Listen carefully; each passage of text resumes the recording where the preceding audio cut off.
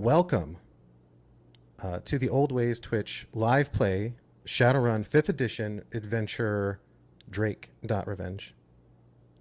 I'm Leko, and I have the absolute blissful pleasure as game master of setting the stage for these players and our viewers and listeners. So before, I guess, introducing our spectacular cast, I'd like to extend our gratitude to our listeners and viewers and followers, supporters on Patreon and beyond, especially now that we're, branching out to the YouTubes and the Twitcheries.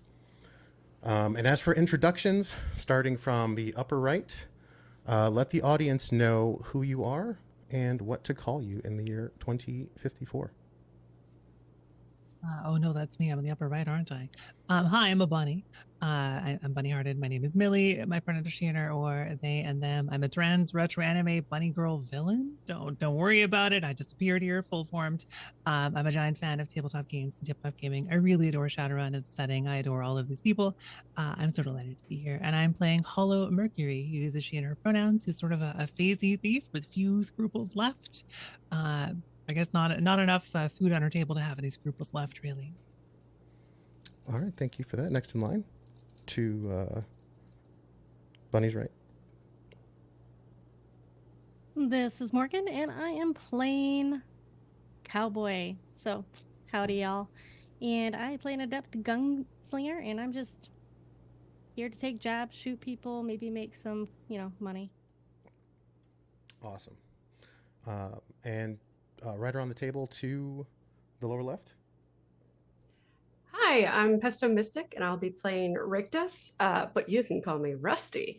I kind of have a lot of allergy problems, but I'm really good with drones and vehicles and stuff. I can't wait to hear you sneeze. And last but certainly not least.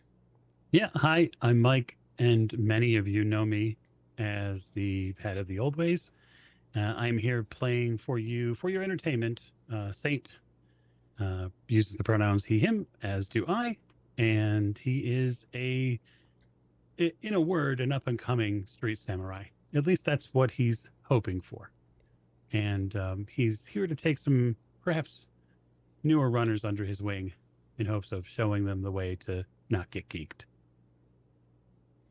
Awesome. And I guess it's time to set the stage. Summer in Seattle 2054 is ramping up to be one of the hottest in history. High temperatures of 35 Celsius, 95 Fahrenheit for our Imperial friends, and dry thunderstorms are regularly pounding the skyline. Brutal winds, but no sign of rain. In an environment like this, a lot of things become kind of constant. Longer and slower lines, shorter fuses, clean water shortages, and of course, full-scale downtown events that promise to be like nose to tusk levels of crowded. So in a year only half over, and pretty stretched with tensions, news videos are packed with rumors, we'll say intelligence, eyewitness accounts, and shoddy recordings of what people are being led to believe are highlights from some of the more exciting antics of Seattle's extra legal and deniable resources. It's ever growing and changing cast of Shadowrunners. Facing off against corporate security, Lone Star cops, and even each other. The Shadowrunners that call Seattle their home turf are forced to aim pretty high. To call Seattle the Shadowrunner capital of the world might be pretentious, but whether or not that's the case, any Yukis runner looking for their place in the world for recognition will end up here if they live long enough, or they'll die here. So lucky for you all, there's bottomless corporate pockets, the crisscrossing of criminal syndicates and gangs and all the turf they war over, not to mention, esoteric and eclectic artifact seekers and mythbusters. A lot of these things keep the Nuyen flowing, like an emerald river through the streets. One such megacorp has been particularly active in the recent news cycle as completion of the final topmost floors of the Skyer, or as it's come to be known by its current inhabitants and visitors, the Renraku Arcology, is set to hold its grand opening in less than a week. A downtown party promises to be packed with celebrities, concerts, events, and plenty of opportunities to make memories and no small amount of nuyen. It's really all people seem to be able to talk about. To say that the Renraku Arcology is massive would be doing it no justice. It's about 310 stories with a footprint the size of a university campus. It's a flat pyramid visible day or night, and yet another glorious monument to hypercapitalism and the pursuit of progress as it takes its place among the 8 companies that it calls competition. And it is in the shadows, literally the long shadow of the arcology, that we find our team. Amongst the off-campus living quarters downtown, where contractors or non-corporate citizen employees are allowed to take up residence for no small amount of their salary, in the now seemingly abandoned apartment of one Lucy Allen, a former analyst level 2 at Iris Firmware, a wholly owned subsidiary of Renraku. Thinking back as to how you ended up here, the job was pretty straightforward.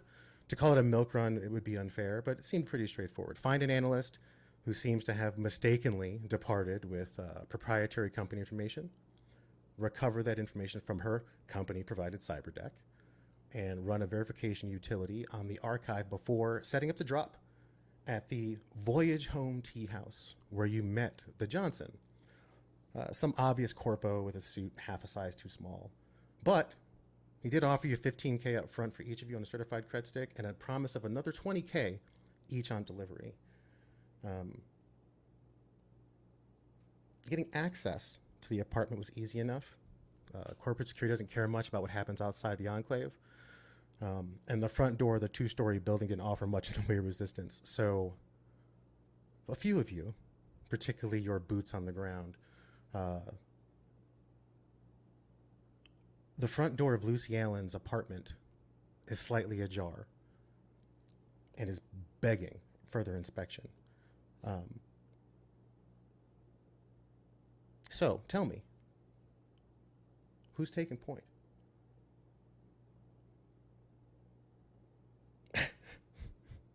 Nope. Stain can stand in front of me, please. I'm gonna probably just step aside, knowing that from previous runs, Cowboy will likely be beelining for the door. Oh yeah, I pull my Colt Manhunter out in preparation of maybe shooting something upon entry that's already dead or maybe still alive. And I take the gun and I slowly open the door with it. Now, as the door is opening, we will look outside, where it is very likely that Rusty is not near the action, but has been watching the building through eyes. Much like a fly on the wall, there are many facets to view this particular world from. So I'm curious, Rusty, tell me, 1, did you all drive here? Did you walk? How did you transport your hardware? And 2, what are you using to scout the building? Oh, I've got some wonderful things on my sleeve. So I think we all came here from like my Ford. Yes, I drove us here. It has my systems in it. As far as drones go, I need to find that on my character sheet because I forgot what I grabbed. But I totally have like maybe a drone just kind of flying around up in the air. I don't think I'm that close to the action at all. In fact, I think I'm just sitting here and playing on my old school Game Boy while everybody's doing the real work. Understood. The getaway driver is getting away. The door slides open quietly. There's no squeak. These quarters are sparse, if not still modern. Hollow Mercury step aside and await the inevitable gunfire that is likely to ensue. Getting fully ready to bolt. Yeah, you remember which way you came in. The door is still slightly Yeah, open. 100%. There's a window over there too. So you find the apartment in disarray. There is an unmade bed that sits in the corner of this studio apartment. There are no windows, mind you. It's basically a box that is back to back with other boxes. There are other apartments in this building that you're sure maybe have windows. You know you saw windows outside, but not here. So the unmade bed sits there littered with a few discarded pieces of clothing. More scattered clothes pepper the floor, and the 3-drawer cabinet sits with its drawers and contents just kind of askew. Naked connector cables are dangling their dongles across a very slim workspace, kind of tickling the nearby office chair. And a sliding closet door hangs kind of half open opposite the bed, with many hangers just either hanging bare or haphazardly dropped to the floor. Cowboy, you're in first. What are you doing? I call out, "Howdy, anybody in there?" There's a pause. Everybody kind of takes a breath and listens. You don't hear anything, though. The apartment doesn't seem to respond. Yep, so I will do an initial sweep around the apartment for bodies, Okay. or body, or blood, or something. You move into the space. It's not very large. It's basically a 12 by 10 cube, semi-cube, with a bed on one side, a dresser, the closet, and a bathroom that you could technically sit in. There's a standing shower. Like on the floor? I was gonna say, are we No, sitting on there's the a standing floor in the shower. bathroom? It's just very Okay. small. Yes. The there's 2 doors in the apartment: the bathroom and the closet. And the closet is a sliding door. We'll come in after Cowboy. Yeah, it We'll looks all very clear in here. slowly creep in after Saint. And now that all 3 of you are in here, it's pretty packed. It's quite spacious. I look around. Yeah. So Nice view as well. Cowboy, you were taking kind of a first look around. Why don't you go ahead and make me a perception roll? This will be where are my? I did not have this open. Oh, I think I saw a whole spaceship for a moment. Yes. Perception plus intuition.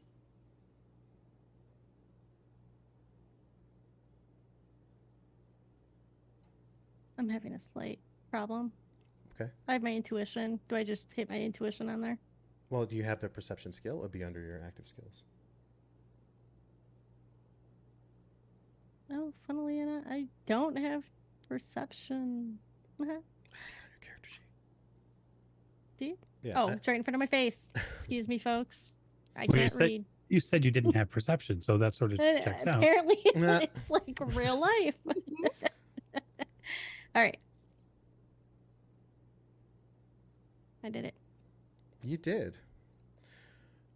So you start skulking around the room. You check the bathroom, clear that. And as you're moving deeper into the room, you move past the open closet door. And you think you hear something shift inside the closed side of the mirror. Yeah, I cocked my gun. Who's ever in there better come out.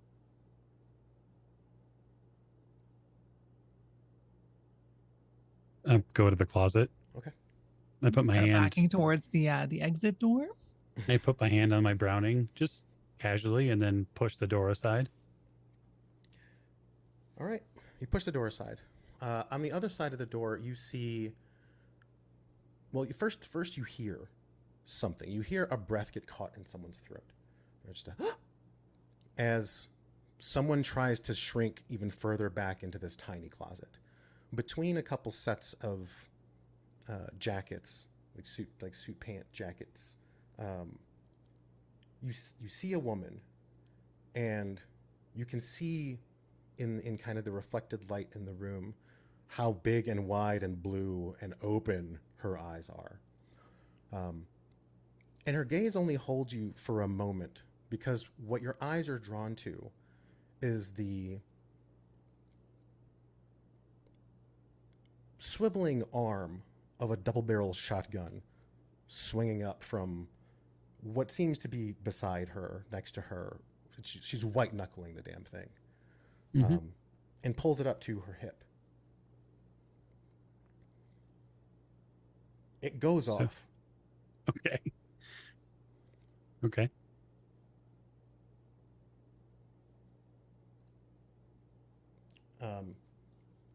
As the shotgun is going off, is your intention to move out of the way? Is your intention to what is your intention? I guess I'd ask the GM. I don't have any.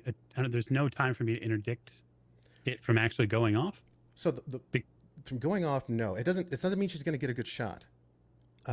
She is startled, so even if the gun were pointed at the floor, she would pull the trigger. Okay. Well, yeah, I'm clearly going to dodge. Okay. I'm not going to just get shot. No.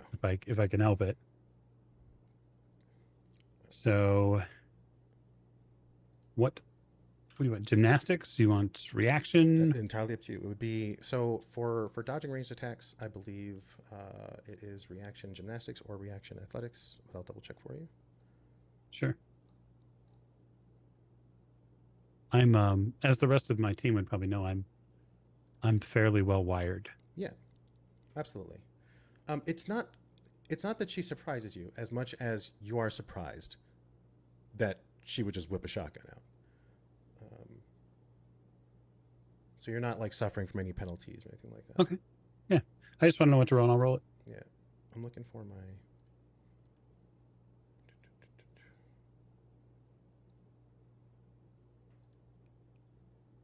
I think it might be gymnastics. Yeah, go ahead.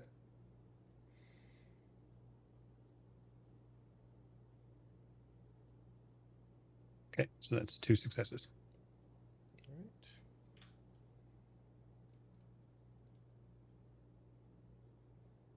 All right, the gun goes off. You easily move out of the way. You just kind of sidestep the blast as it puts a massive hole on the other side of the room. Blows a crater right above her bed.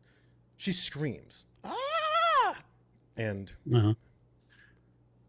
you all are basically free to take any actions you want before we get into initiative. I'm diving right back in there. Okay. Diving out the door. Understood. Your Game Boy game is interrupted by the audible sound of a shotgun blast. Ah! Cowboy, what is your intention? I am going to step to the side. Okay. And when you said you wanted to get in there, can we describe what Saint's approach to getting in there actually entails? Yeah, I think there's a lot of. He's just going to pivot back, so he would have pivoted out of the way to let the blast go past him, and then sort of mentally hoped that Cowboy wasn't standing behind him when it went off, and then he'd pinwheel back in, and then the object is to likely pin the person or grab the shotgun, whichever seems. This is my bet. My bet is that gun is bigger than she is. She's pretty small. It's a pretty big right gun. And so I don't necessarily want to I don't want to assault her, because that's not my way. My way would be to go after the weapon. Okay. And alleviate it. So this will be a close combat attack for you. Okay.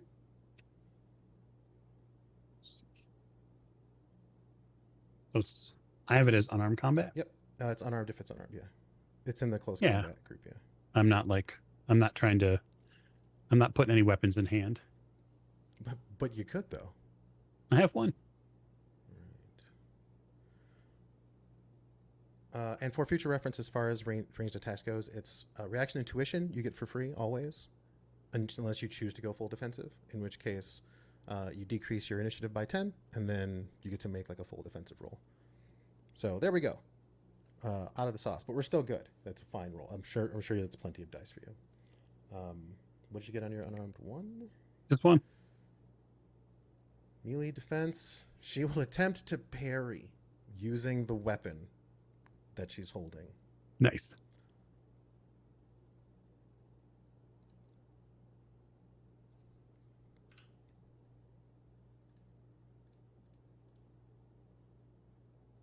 Wow.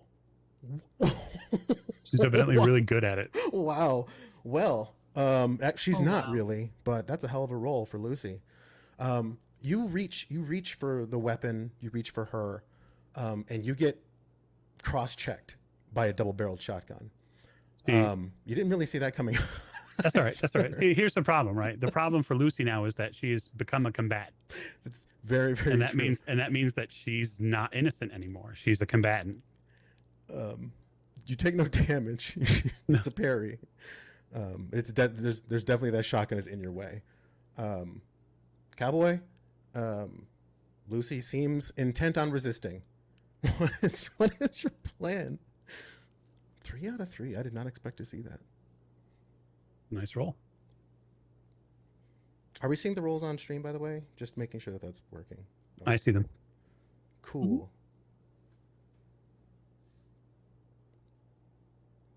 Giddy up. All right. So you want to know what I'm doing? I really do. Do you? Oh, absolutely. So does she still have the gun? Oh Or yeah, the shotgun? she's holding it in both hands right now. She's got her hand mostly around the 2 barrels. She doesn't have very large hands. The other hand is around the stock, and she has successfully kind of. It wasn't like there was a whole lot of skill. It just seemed very tenacious.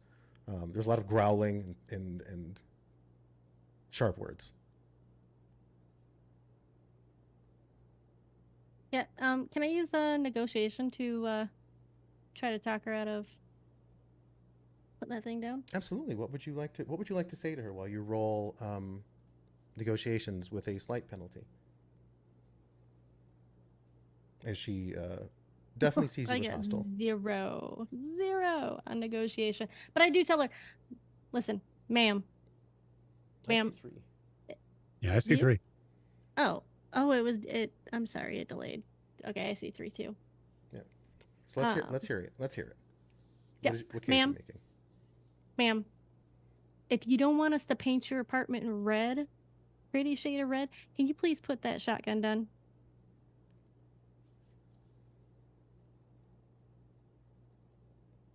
I will allow Lucy to make a willpower roll. We'll see how she does.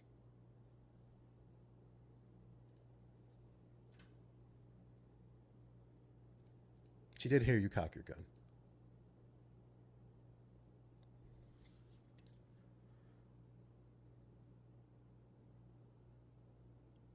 Fine, who the hell are you people? She kind of drops the gun and puts her hands up. You're not cops. She puts her hands I up, drops the immediately gun. No. Yeah, the Yeah. gun falls to the ground. It doesn't go off again. That's positive. Is Saint closer to her? I mean, I went in. You all are blocking her into the closet, but she's still, her hands are out, and the gun gets dropped to the floor. Yeah, I'll motion her out. Oh, go ahead. Go ahead. Yeah, motion her out. That's fine. I do. I let her walk past. Yep, the woman who matches the description that you have and the picture of Lucy Allen steps out of the closet. You can see that she has a small duffel slung around her body. She's otherwise wearing what amounts to athleisure wear and a pair of sneakers. She's got a ball cap and some sunglasses. And other than the shotgun, she would have looked like a commuter. Lucy, right? Yeah, who's asking? My name is Mercury. It's nice to meet you. She'll walk up and go do like a business handshake. That She's sounds- fully wearing a suit. That sounds made up. She kind of looks at Saint and Cowboy and puts one of her hands down and takes yours very cautiously. Okay. Did Cowboy pick up the shotgun? I did thought maybe if you were closer, you'd grab that. Yeah, definitely. I just want to make sure someone's grabbing it. And like, I'm just Yep. so you know, I'm actively ejecting shells from it. Oh, it's double barrel. There's only the one left. Oh, good. I take it out. And you're right, it is made up, but we're also not here to hurt you. She points at the gun. Okay. Look, that gunshot's gonna call the. I was just trying to get out of here. Of course, of course. What's the situation? Did you steal something you shouldn't have? Be in there, girlfriend. What's your next plan? Well, I was going to leave, and then I heard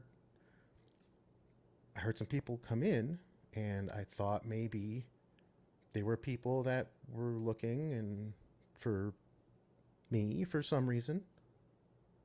Hmm. And you were. So I was right. We don't have time to have this conversation here. We need to move. Saint's right. Sorry, I'm a blabbermouth. You're coming with us. Well, I hit her with a trank patch. Tap her on the back. okay. Make your I need you to make me basically a sleight of hand roll if you're being at all subtle about it. Unless you're basically like grabbing her and slapping her with a train patch.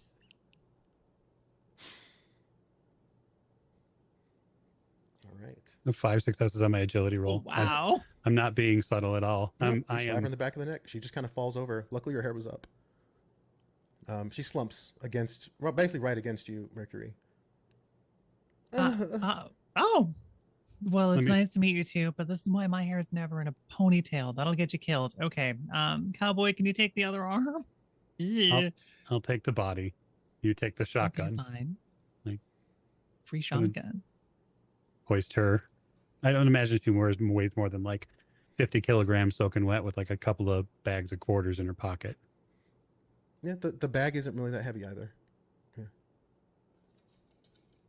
Yeah, I holster my weapon and, well, that was anticlimactic. You didn't get shot at. I know. What fun is that? You're so disappointed. I'm sure you'll be shot at soon, Cowboy. Gonna tap you on the arm. You hear a door shut, like another apartment door shut pretty hard a little bit down the hall. We need to move. So where are we going?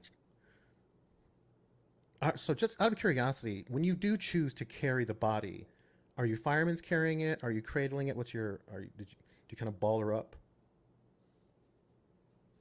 Well, I thought maybe we could play drunk and disorderly and spread her arms between Cowboy and I and make it look like she's having a weekend at Bernie's.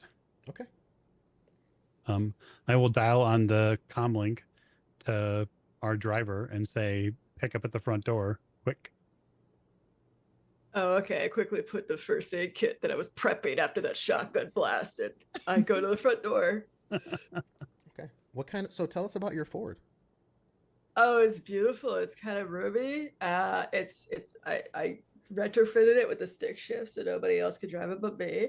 But it's got like a sort of vanish back. It's got enough back there for 3 people and 1 person that's passed out, if that helps. Gotcha. Yeah. It's like just so you all, yes, this is a 2050 Ford Americar. Oh,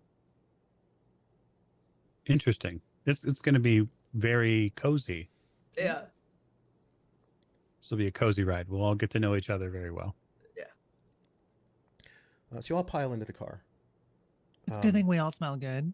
There's definitely at least one person peeking out of their blinds. Oh, well, we'll fully wave at them. They definitely close the blinds. Aw. Kind of offended by that. Christ. Who do they think we are? Shadowrun. Oh, right. Did my spotter drone spot who that was looking out their blinds? Probably not. We weren't really watching the other apartments. If you want to make a perception roll, I welcome you to. Oh. That would be under active skills. Intuition, perception, yes. I don't think I have perception. Do I have perception? I mean, you all saw the blinds. It's just a question of whether or not you want to capture footage of this person. Oh gosh. I don't see it in front of my face either. So you don't have perception. Yeah, I don't have perception. Cool. You roll intuition. Perfect. Intuition. Yes, intuition just by itself. Oh, lovely. 5.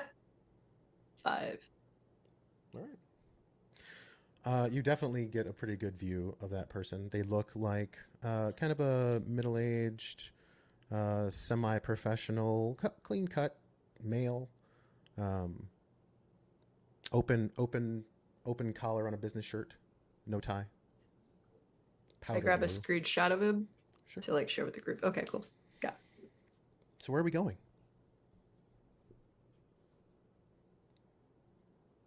I was under the impression that that you all were prepared for this. Someone, I believe, We has totally did. a base of operations that they like to work out of. Mercury does. We could head back to the bar if you don't have a better idea. We just need a place to go. Yeah. So long as you're comfortable driving through my neighborhood, Rusty. Oh, I'm comfortable driving anywhere. So you're currently Mercury. Good to hear. you're currently in downtown Seattle. Your place of residence, I believe it was in Redmond. Is that right? It's fully in like the Badlands, isn't it? The Barrens. Barrens, that's what it's called. Yes. Yes, the Redmond Barrens. So there's a little bit of a drive ahead of you. You pull out into the downtown grid and just kind of let traffic do its thing. Well, actually, I'm going to ask you, are you going to manually drive or are you going to let the roads direct you until you are, well, kind of forced to work on your own? I'm going to manually drive. Okay. Are you doing anything in particular? Are you trying No. to make time? No, I think I'll take a little bit of my time. Yeah. Okay. Drive safe and sound. Don't want to be suspect. No roll required at this time. So you all are driving. What's- Tell me about the arrangement in the car. Rusty's clearly in the driver's seat. Oh, by the way, are you driving rigged or are you driving in your with your meat body? Meat body. Okay. Oh wow. Retro. So tell me, who's riding shotgun? Would love Probably. to be riding shotgun, but someone with more gear and mass should probably take that seat. I think Cowboy should ride shotgun. It sort of fits the theme. Oh yeah. Does Cowboy also have the shotgun? Who has the shotgun? Oh, Cowboy should. I probably have the shotgun. So the other two of you are in back with a sleeping, snoozing, somewhat snoring, youngish professional. So, what's in the bag? Yeah, you. Oh, we should open it. I mean, it might be a bomb. You pull the bag around. It feels like there's some jingling in there. You detect some. There's definitely something rigid and flat inside. Okay, so I'm gonna form it up in my hands a little bit and see if it roughly feels the size of, I don't know, cyberdeck. Yeah, you're pretty sure there's probably a cyberdeck carrying case in here amongst some other things. Maybe some adapters, maybe some hardware, maybe some personal effects. She doesn't have any pockets on the pants she's wearing. I'll unzip the bag. Yep, there's a cyberdeck sleeve. It definitely has a clear company logo on it. It says Iris firmware. There's a kind of an eye icon there with some kind of digital dispensary floating off of it. There look to be there's some underpants. There's some socks. There are a couple of protein bars. You see an apple. The go bag. And you see some wrapped up. You see like the vacuum sealed vending machine T-shirts and pants have been kind of vacuum sealed. You see about 3 sets of clothes. There's no berries in there, is there? And a certified cred stick. Okay. I acquire the cred stick. Okay. I don't see any berries in here, Rusty. You should be okay. I will pass the cred stick to Mercury. Okay. You have Why, that. thank you. You roll it over, turn it Uh, on. It appears to have about 580 million on it. Oh, wow. She's broker than I am. I didn't think that was possible. I didn't either. I'm startled. What kind of cyberdeck? Make and model, you're looking at... I'll tell you in just a second. It is a...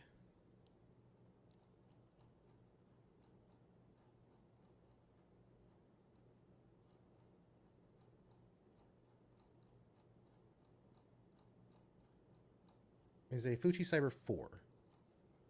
Not a bad deck. I mean, it's not like a 7 or whatnot, but it's got some juice. I mean, it's a classic. It is. I got to believe that this is what they're after, right? Retrieval of the cyberdeck. Yeah, Fuji Cyber 4 is squarely in the mid-range. Not cheap.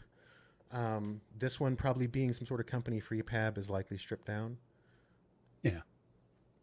It's probably also full of a load of wear that just tracks everything that people do. So are there any, I guess what I would say, competent deckers or software, hardware people in the car? Mercury's got a little. Okay. Yeah. I have some Got computer points in and software. Okay. So yeah, the deck is currently powered off.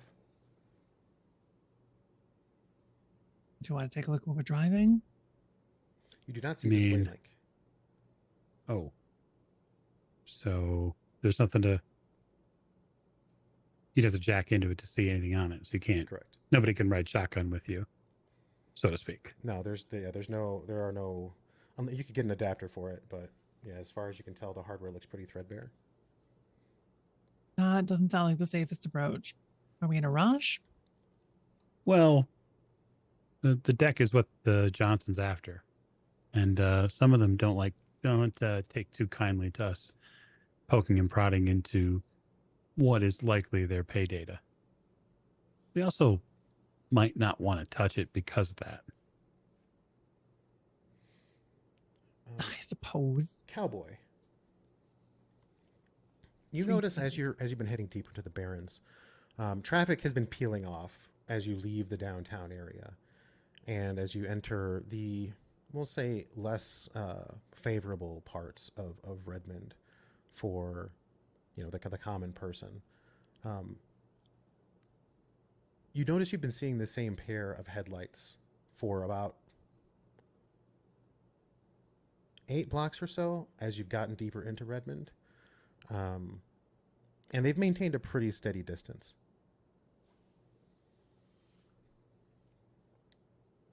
Yeah, so I'd have my one of my feet hanging out the window with shotgun between my legs. Like, one foot down in the car. One foot out the window. Cowboy's pretty tall. She's about 6.5 feet tall. 6.5 feet tall. I can talk. And she looks a little bit like Kate Beckinsale from Underworld, but like an elf. So giddy up. And then she notices in I the love this. rearview mirror. She notices in the rearview mirror that some headlights following behind, and hey, Rusty. I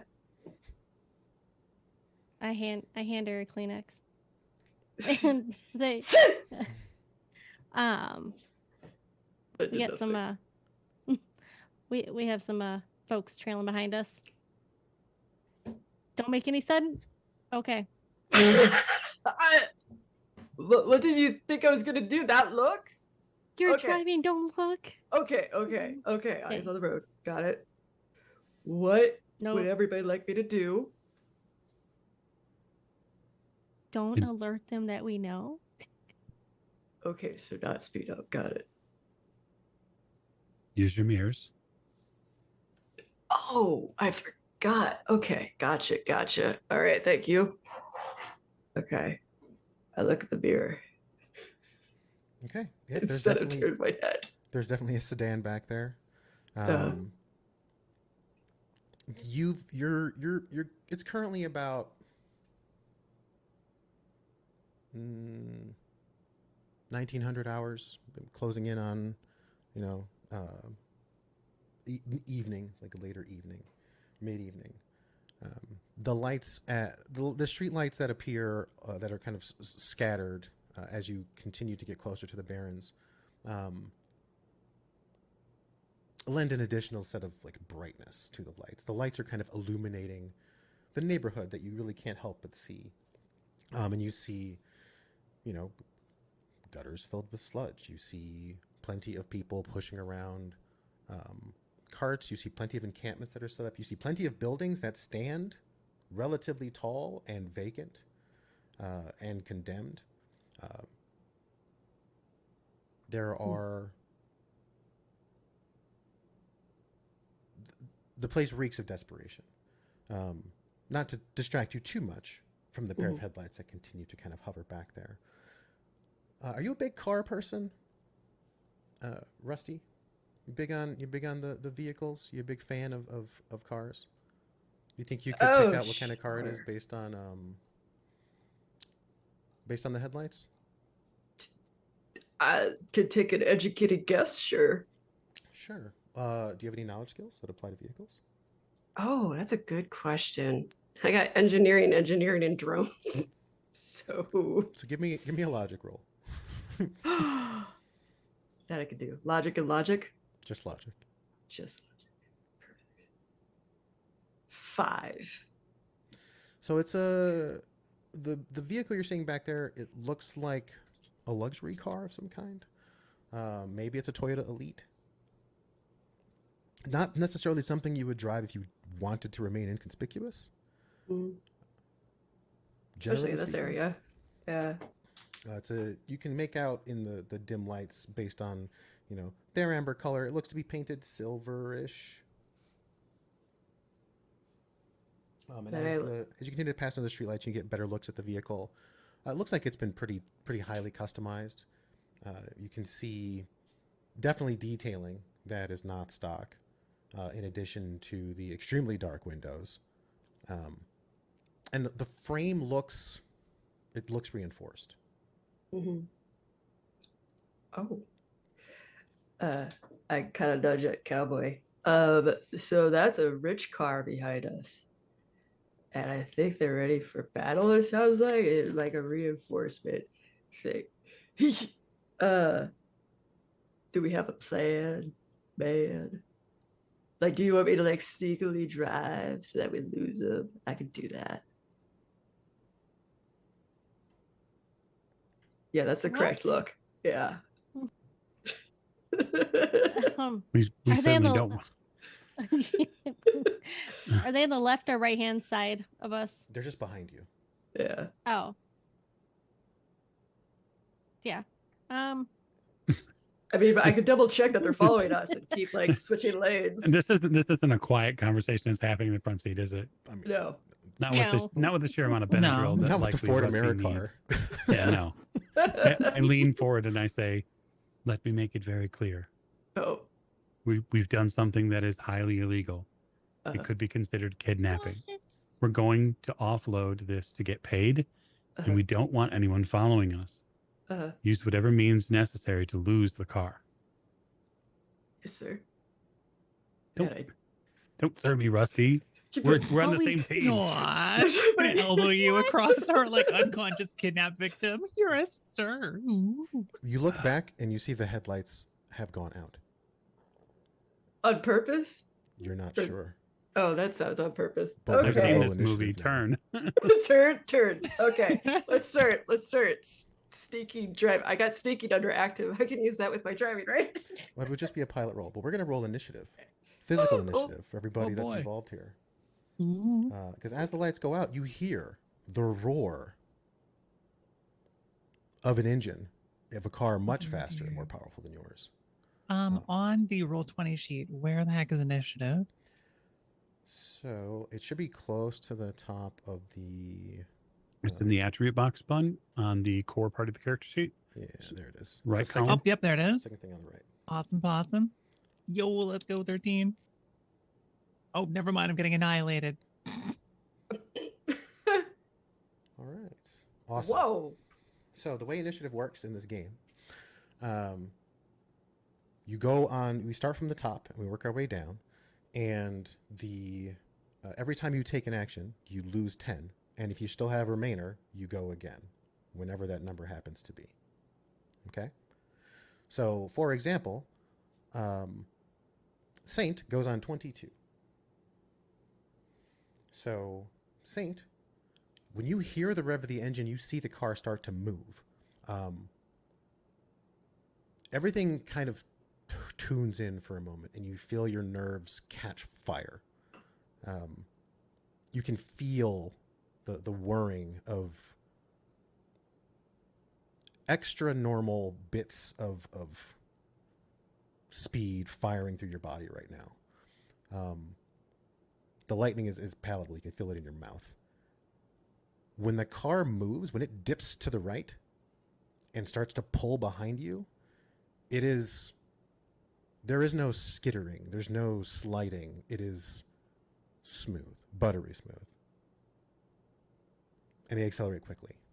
They are coming up on your basically passenger side blind spot. Okay. Okay, so my guess is that they're going to try one of two things.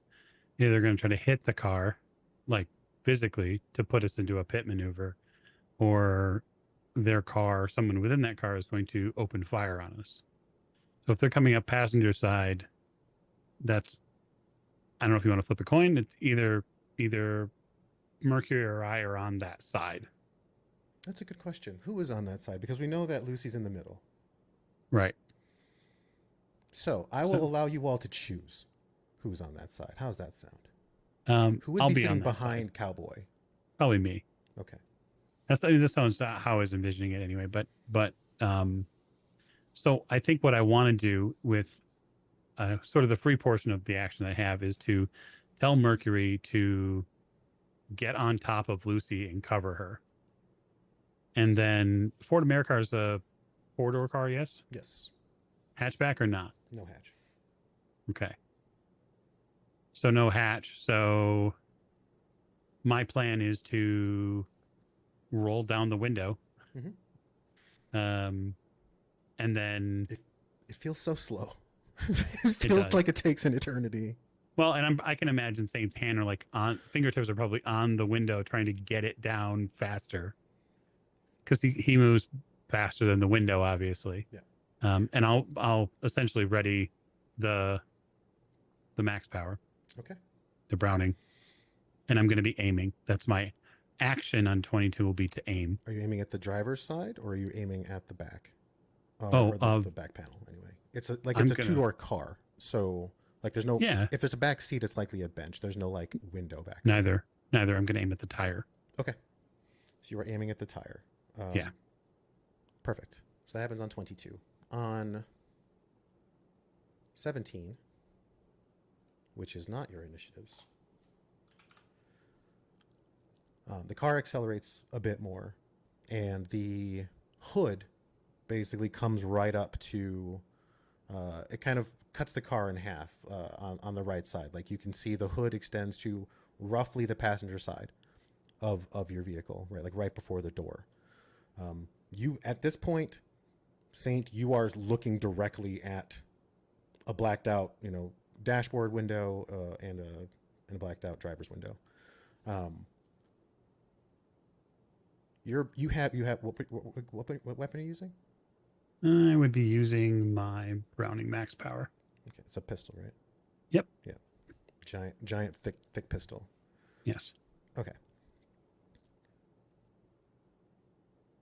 What you see as you're kind of pointing your gun down at the tire, something catches your eye on the opposite side of the car as you see someone pop up on the passenger side.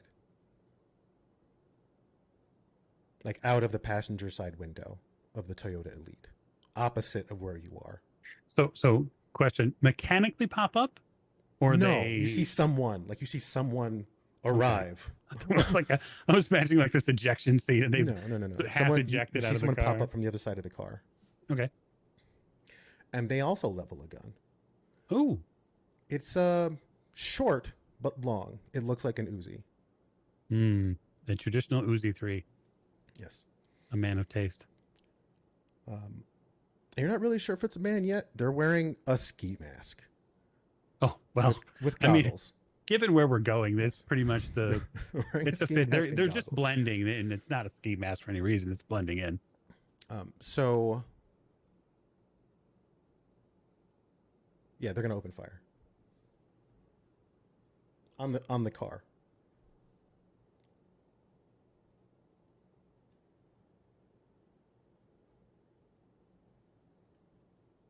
I am sorry about your Ford. Yeah, so I'm going to need a pilot test from you, Rusty. Are you going to attempt to take any evasive maneuvers? You can see this happening for the most part. I mean, granted, the car is in your blind spot, but when someone pokes half their body out of the other side of a Toyota Elite, it's kind of hard to miss them. It's a low-riding car.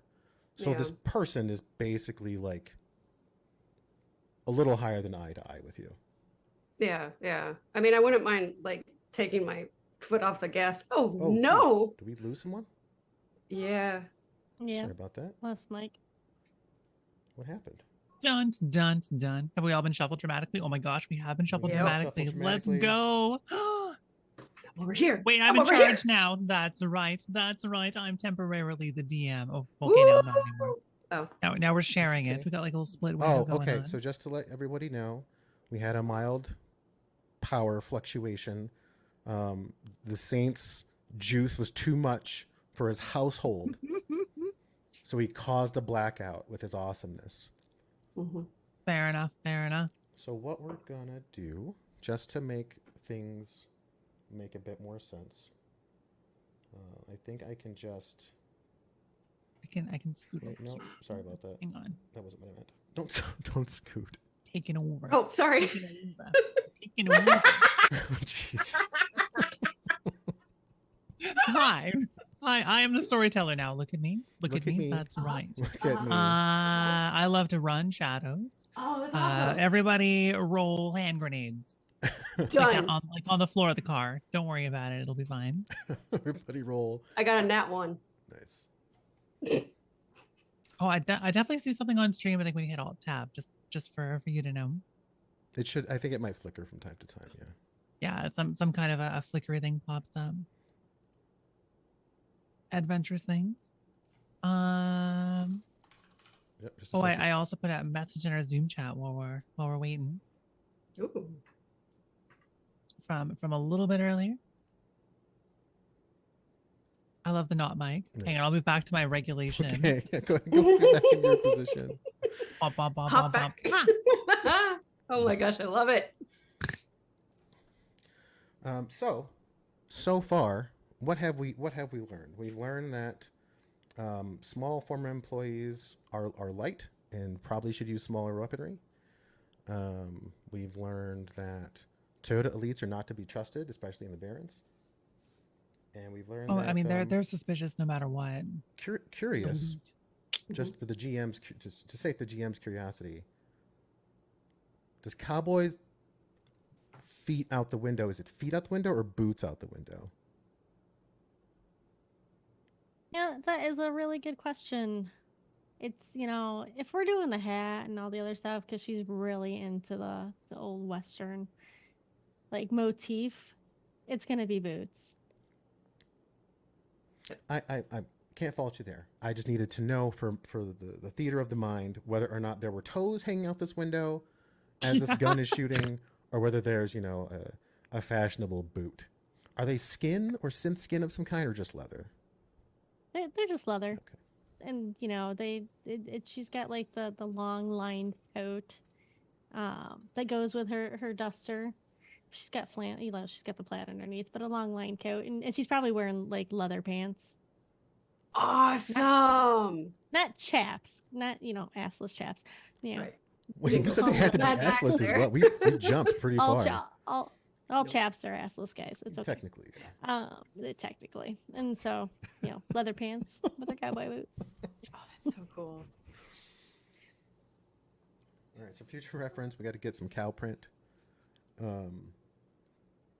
Chaps. somewhere. Oh, Yeah, maybe. I'm now thinking a lot of the word chaps referring to like dudes. I'm like, no Oh. butts. Mhm. No butt dudes. No butts. That's right. But dudes wear chaps on dude ranches. I mean, hopefully. While wearing chapstick. Well, wow. I mean, you gotta lock the moisture in. Exactly. Mhm. It's very dry out there as a cowboy. Absolutely. Guys, thank you, audience, by the way, for bearing with us. I didn't have a plan for if this happened, so we're just gonna hang out for a second while we wait for Mike to come back. We can vibe. We can We're improvise. gonna vibe. Yeah, We're gonna hang yeah, out. totally. Oh gosh, yeah. The chatbot's real mean. Oh, I Adventure would time. also love to hear what Mercury is wearing. Oh, Mercury is fully wearing like an armor-plated business suit that looks like she's done her absolute best to keep it clean and pristine, despite basically living in a dumpster. So it's not quite right.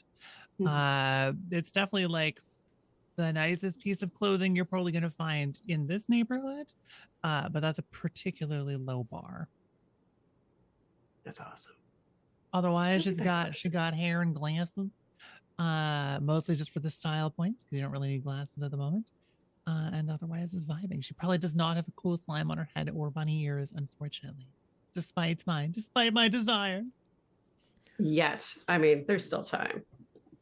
I can cobble something together if Hollow Mercury would like some bunny ears and a slime. Robot ears. Yeah. I I don't know about a what slime, but yeah. I would consider opening Blender.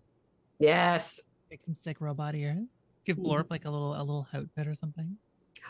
Oh, we do have Blorp. We do have Blorp here today as well. Blorp is omnipresent, and actually, I don't have a toggle for Blorp in this setup. So Blorp can wear cool dramatic wings. Magical Oh, girl transformation, so that's possible. I can also do a magical girl transformation, being a magical girl. So there is that, but it comes through kind of weird on Zoom. Oh wow. By weird, you mean awesome. yeah. You're awesome. 580 I changed all yen. of my Y'all stole my that poor materials over girl's to a different bus fare. stuff as well. Like hair and glass. Oh my gosh, hello, Moonlight Breeze. We're having technical difficulties because someone maybe is on fire.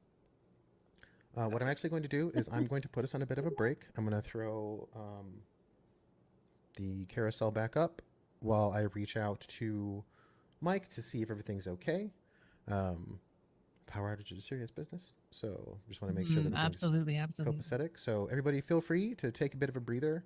Regardless, we'll check back in about 5 minutes, give you an update, and then we'll know what our next steps are going to be from there. I would hate, honestly, to proceed without him, but I would like to also make sure that everybody's getting what they need. Agreed. So Yeah. this is the cool thing about us being live is we can just come back. I know it's kind of nice, eh? All right. Yeah. Okay, catch Doing it you on the flip live. side. Yeah, we'll be back to you all soon.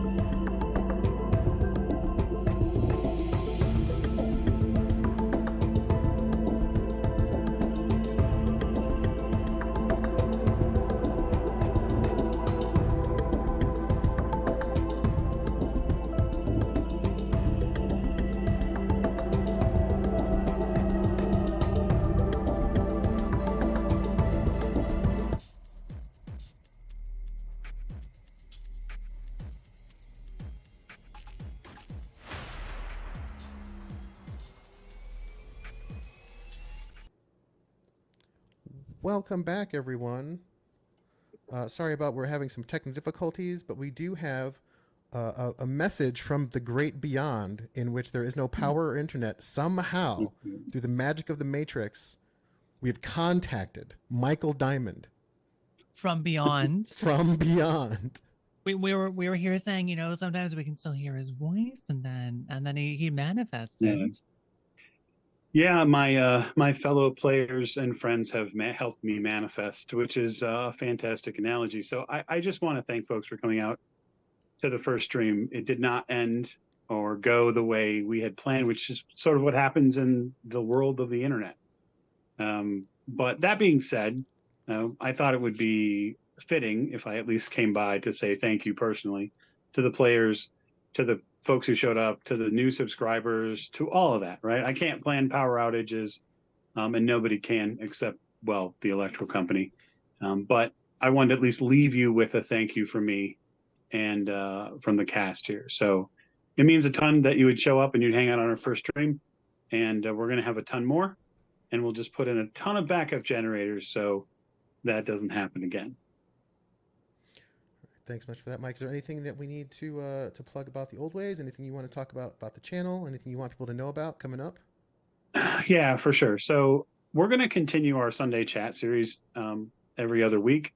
If it gets popular as far as topics goes, we might roll that into a weekly series. You can come and join us and talk about tabletop role-playing games and talk about systematic stuff, or how to build encounters, how to build creatures, how to build your own, maybe how to build your own platform. I mean, I've got some experience on that on the podcast side. I'd be happy to show and teach you perhaps some of the ropes as we go. The other stuff I want to talk about is we're going to add more games to this stream. And so the idea that stories will go out and that you'll have a chance to operate and work within them. Many of our Patreon members understand what the Hand of Fate means. That is something that you'll get to play live on Twitch, which is a huge benefit to you. So you're going to get that sort of instant gratification from the stream and from the channel. And we'll continue to diversify our stories just like we always have. So that's what you have to wait for. Just a little bit. Awesome. Thank you for that, Mike. And again, sorry about the power. I'm like, okay, the mega corporations are obviously conspiring to keep us from telling a story. That's right. As is tradition. Yeah. So getting to outros, can we learn a bit more about the player of Rusty, please? Remind us who you are, where to find you.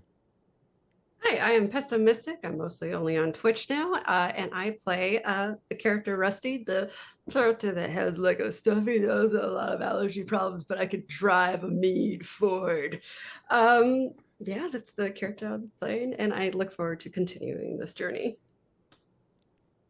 Thank you for that, Pesto. And moving right along, let's hear from the Cowboy.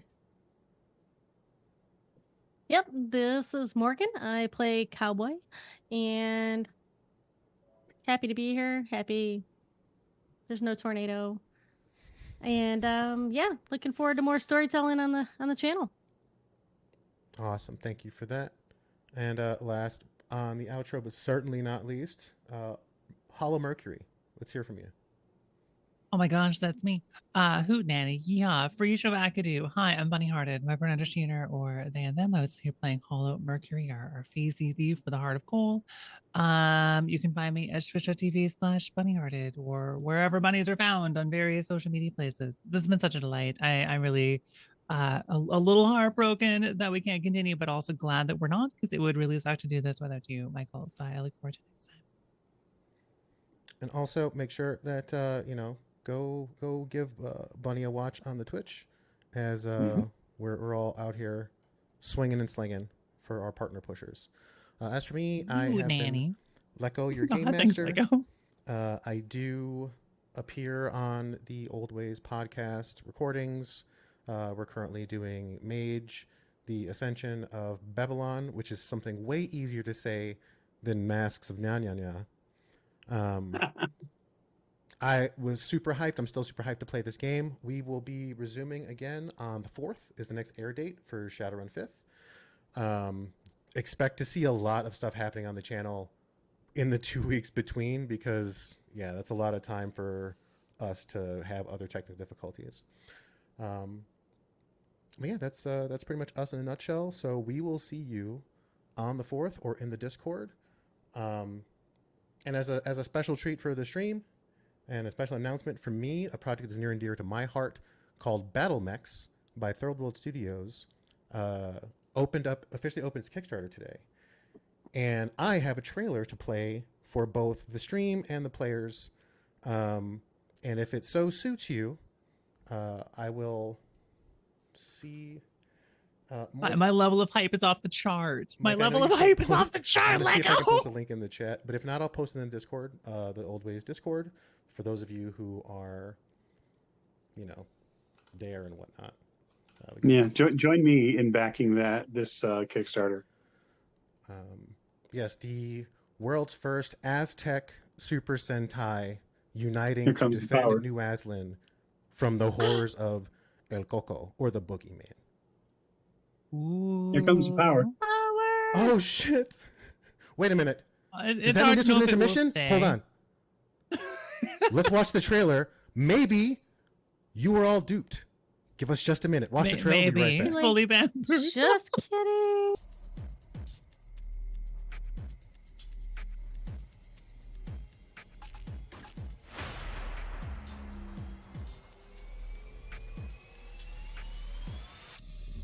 And we're live.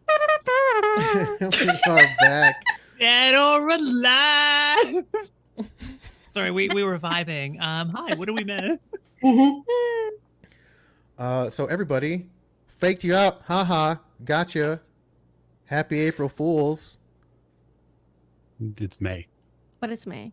It's gonna be That's May. where Oh. you would No. least expect April Fools to strike. That's how we get you. That's how we get Right. you. That's That's right. right. That's right. Correct, Seven. Two episodes in one night. What show gives you that, really? we're Only this- already syndicated. Only this crew could do that. All right. Well, I say we just kind of get back to it because we still have an hour and a half scheduled, and there are so many bullets that want to fly from the barrel Uh-oh. of the Uzi 3 that a ski masked, goggle wearing passenger wants to unload on this vehicle. So, Rusty, you're a pretty good driver, you said, right? Oh, yeah. Let's see how you handle fully automatic gunfire. Okay. Like a ballerina. The distinct butta of a fully automatic weapon emits and starts shooting hot lead across the top of the car, across the top of the Toyota Elite toward the Ford Americar, almost indiscriminately.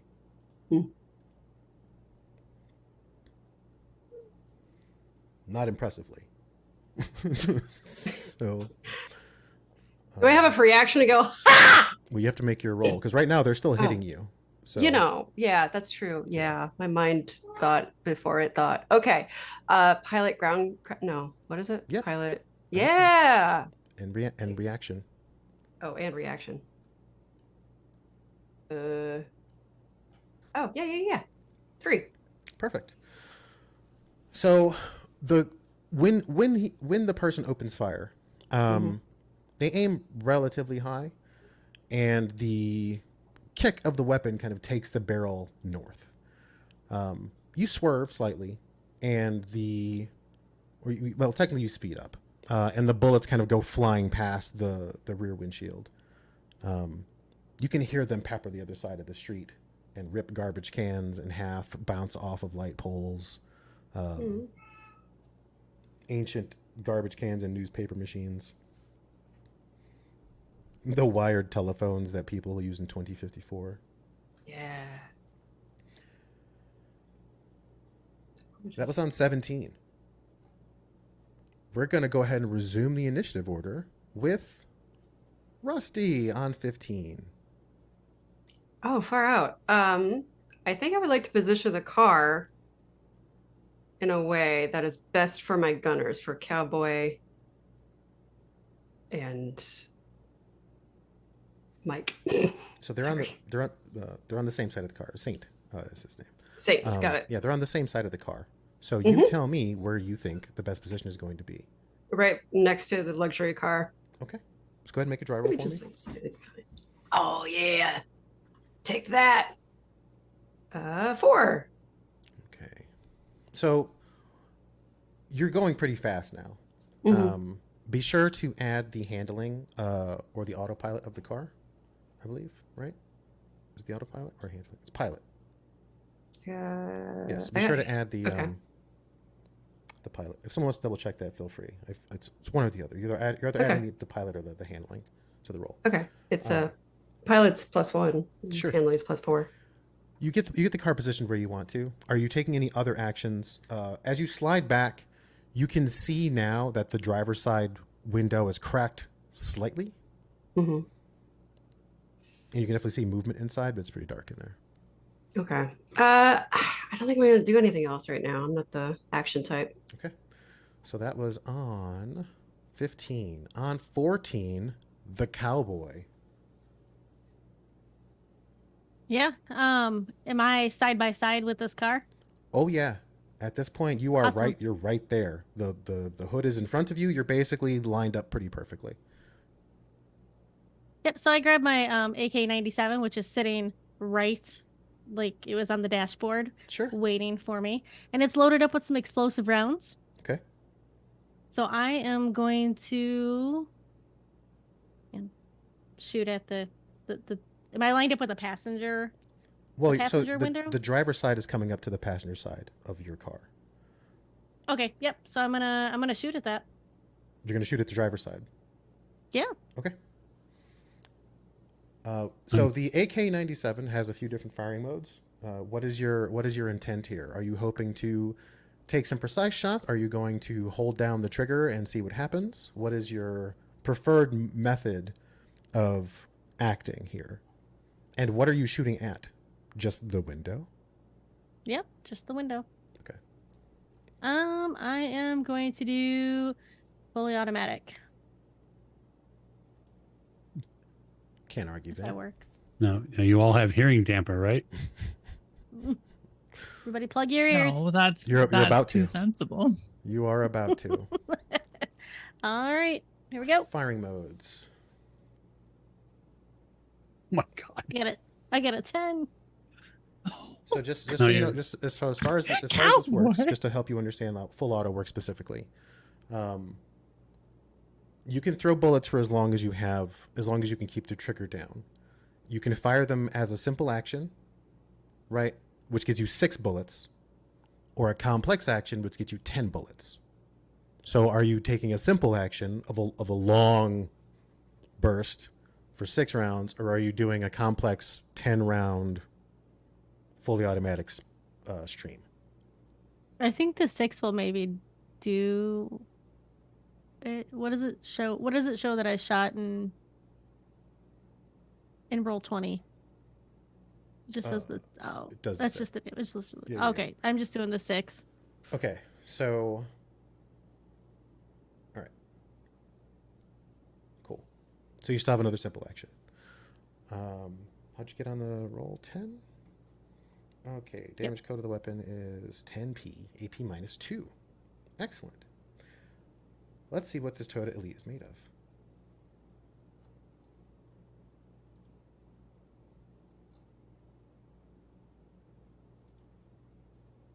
All right. AP -2.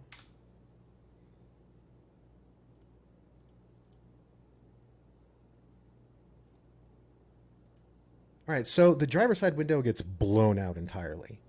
And for a moment, you look in and you don't see anyone. And you realize that whoever is in the car driving is in a deeply reclined position.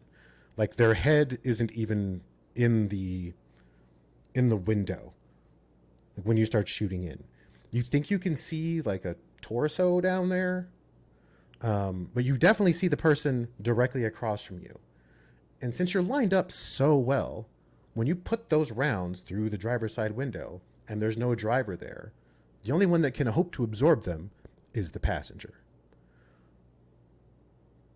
You continue to hear the Uzi go off as it flies through the air, and you hear the scream of someone who gets ripped apart by a number of bullets. They careen off the car. This time, you think it might be a guy. Sounds like a male scream when he bounces off the car and then hits the pavement at high speed. The Toyota swerves dramatically.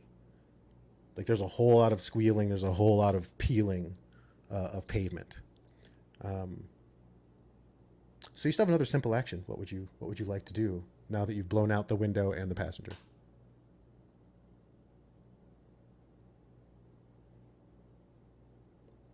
So that driver's still laying down? You think so. You think you see them it's really dark in the car. And you're also got the muzzle flash and everything else is kind of in your face right now. It's also very loud in here. Yeah. So am I still really close to the driver's side window?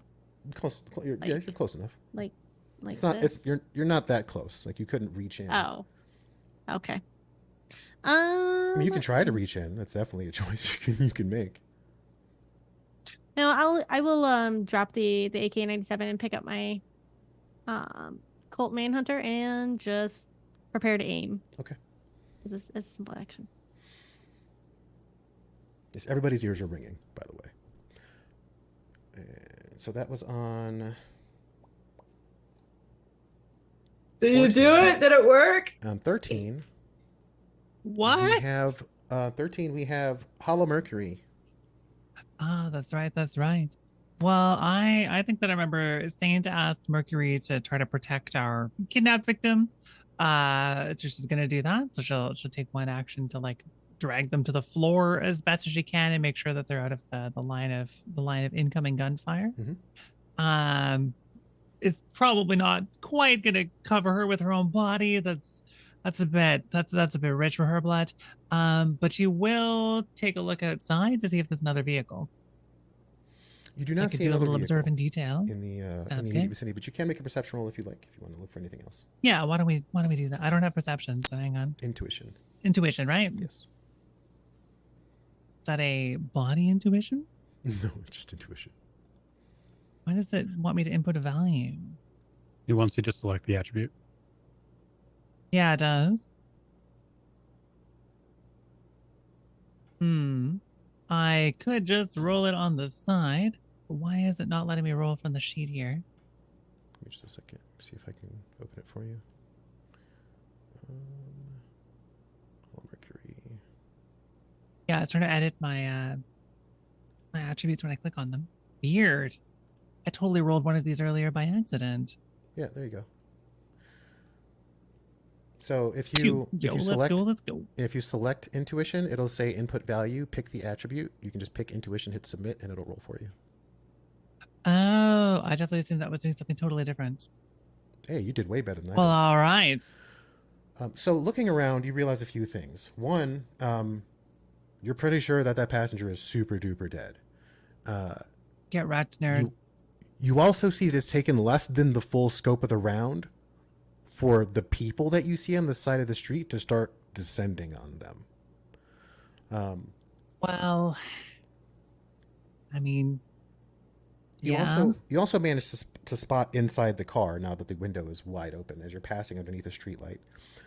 You see in the car, kind of stretched long way across the length of the vehicle, you see someone in almost like a fully prone position, with a helmet on that seems to be totally obscured.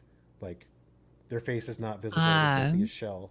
And you can see cables running from the helmet off of their back, like down their body and into the car. They appear motionless. Then I guess we'll gesture up towards the front of the car, waving her hand super helpfully in the midst of the people trying to do gunfights, and go, deck heads steering, lying down in there. All right. Get him? I don't know. Yep. On 12 is Hey. the Saint.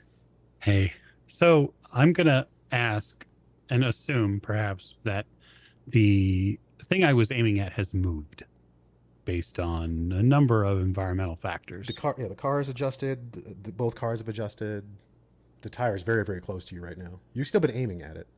I have. Yes. What I'd like to do is put this car into a crash test. The best way to do so would be to alleviate it of one of its front tires. Okay, take a shot. I don't know if there's a way to do bonus dice for aiming in. So the simple actions. I don't think so. Not in the roller. But if you want to, what is the bonus for aiming? Oh, I can put a modifier on it. Oh, there you go. Yeah, I think it's just 1.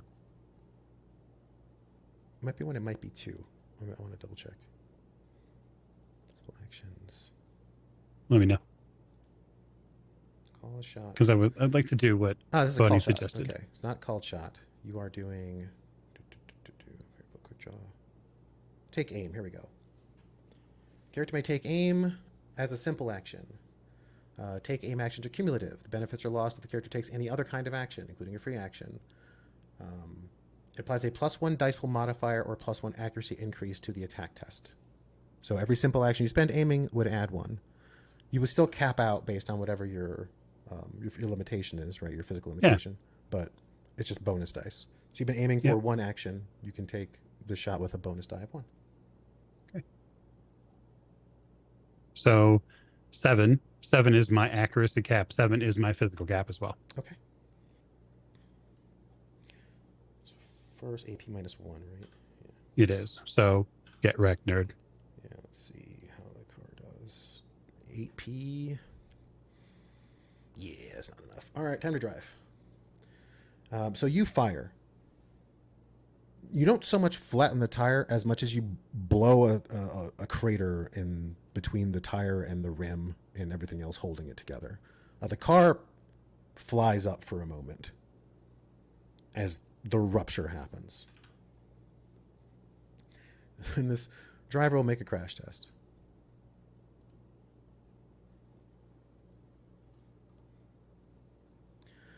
So the car pitches on its 3 wheels as it veers right, which puts the blown tire kind of further up in the air. There's the smoke coming from the rear tires and the other side tire are thick, and you can hear everything squealing as it sounds like the brakes get put on. And you can see the car go into like a very deep drift as it starts to turn sideways and starts ripping up parking meter, street sign, garbage can as it continues to slide. As it's slowing down, but it's... Can take the other simple action then? Yes. Okay, I will move target and then go after a back tire, because if it's sliding and taking out that, we can take out a subsequent tire on the back. Perhaps we'll get a bit of a rolling effect. Take the shot. So that's 4. All right. Let's see. With penalties, there's a whole lot less dice in this pool. All right. You hit the back tire. Problem is, there isn't a whole lot of armor between the tire and what's going on underneath the car. The second shot does go through the tire, and it hits something. It hits something that's underneath and installed in the car. That's a bit more than a fuel tank. And there's kind of a whooshing of air for a moment, and then there is a boom as the tail end of the car flies into the air as it flips and continues to roll and flip. But all 4 tires leave the ground as the car basically careens into the side of some building, and then a second explosion happens, and it's just kind of the smoldering heap is there pouring black smoke into and fire into the skies of Redmond. I sit back into the car and probably look at Hollow Mercury and say, "We should be safe for the moment." I think she just looks pretty darn stunned right back at you. We are out of rounds. In case anybody was wondering. I just want to know if my hearing damper kicked in during the fully automatic gunfire. It would have immediately after the second shot got fired. Thank good. That's good. What? Yeah. So, tell us about your place, Hollow Mercury. what are we looking at? Oh yeah. Let me pull up my little sheet documentation adventure stuff here. So this is the luxury apartment of Shithole Meadows, which does have a bar downstairs. I don't think I've actually named the bar. We could The name bar is together. called Wasteland. Wasteland. There we go. There we go. It is bartended by an old dwarf named Francis. And these are Mercury's downstairs neighbor. There's a bunch of folks who frequent there that are basically her little like comrades. And her apartment is directly above it, directly above the loudest possible part of the bar, with a wonderful view of a dingy alley. Okay. So you pull up to. There's no parking lot for Wastelands. It's a club in name. It is a bar because they serve alcohol and things that occasionally pass for snacks. One of the things that has a draw for most people that come to Wastelands is the regulars, the clientele, tend to be people who are either in the business or have an interest in the business. The proprietor tends to be pretty hands-off when it comes to deals, though the rumor is protection money is being paid to some sort of consortium of people that are keeping the place safe. The gangers tend to shy away from it, and you've never really seen any turf wars between like Yakuza Mafia or even like Russian Mafia here. So it's a pretty conflict-free place as far as factions go. That doesn't mean that tempers don't run hot, and feelings, will be what they are. So you pull up a little bit down the block from Wastelands. You would pull up to the front, but there are 3 motorcycles kind of taking up the spaces in front of the walk up, basically. Can I get a, if necessary, area gangs for Seattle on those bikes in case anybody's running colors? They do not appear gang affiliated. Okay. They actually look like performance bikes. They don't look gang affiliated though, but they definitely look like they're performance vehicles. They look to be coordinated to some degree, though not in any like gang related way. Now you do see some stickers and symbols on them that tend to resonate amongst them, though. You see that it looks like maybe they're racers, or drivers. So I'll just ask for back history here a little bit for the team. Is this a place Mercury we've been before, or is this our first time coming here? Mercury would happily bring all of you here as often as you wanted to come out here. Sure. Okay. Once I get out of the back seat, then I'll grab the asset and make my way up. Hopefully there's like a fire escape or a back stairway, or I don't want to have to chuck her through the club. No, so the walk up is next to the door. It's like here's the door. There's the door to the bar, and then a few feet to, or a few meters, like a little over a meter to the right of it is the other door, which has a pretty simple key lock on it. But it's a walk up, so you'd walk up to the apartment from there, down up a pretty narrow flight of stairs. There isn't anybody out front currently. You do hear music inside. Well, shall we? Mm-hmm. They say much bigger than hers was. Yeah, let's grab her deck and her stuff and let's get inside. As you get her the way in. So who's going in, and then Rusty, what is your plan once everybody has left the vehicle? I'll follow everybody. Okay. Lock the car behind me. Sure. Autopilot. Security engaged. Thank you for driving forward.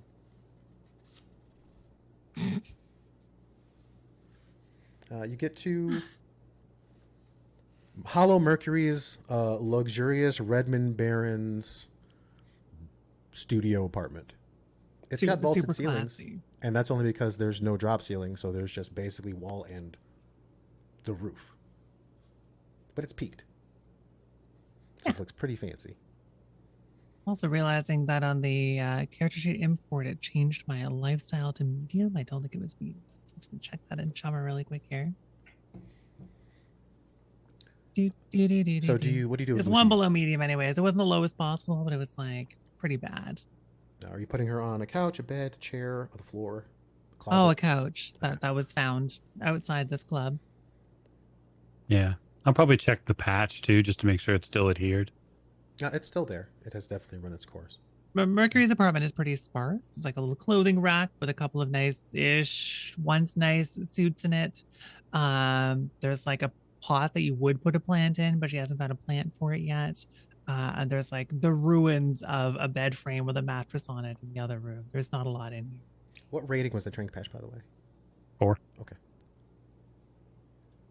So I'll turn to the team and say, we have a couple of options when it comes to dealing with her.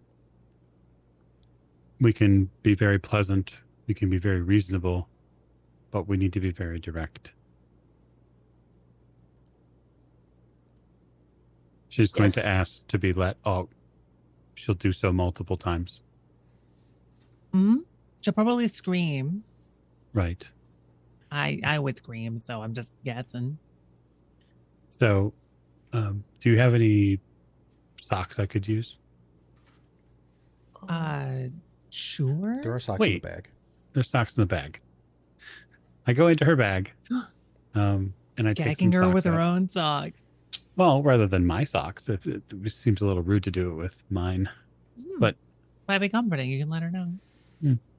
So we'll make sure that she's gagged and properly taped, so that way that she can't just spit it out. And then I'll use some of my restraints, especially on her wrists. Get her set on the couch, so that way she's comfortable, but she won't be going anywhere anytime soon. Is she really that dangerous? Oh, sorry. No. No. Go ahead, Rusty. That's all I had. I just was curious if she's really that dangerous. I mean, I don't know what happened in there, but she seemed peaceful. Certainly. We'd like to keep her peaceful. Yeah, I've only known her since she started sleeping. Inside the apartment, she tried to shoot me. She was just defending herself, but how is she going to talk if she's gagged? We're not asking her to talk. It's okay. a very good question as she begins to stir. Oh, okay. It starts with kind of a quizzical mumble, followed by a bit more concerned mumble as her eyes kind of blink open and get very, very wide very, very quickly. And again, those brilliant baby blues just kind of stare out into you in absolute and abject terror. As she starts to seem to take in what's happening, you see her head dart around as she looks at all of you.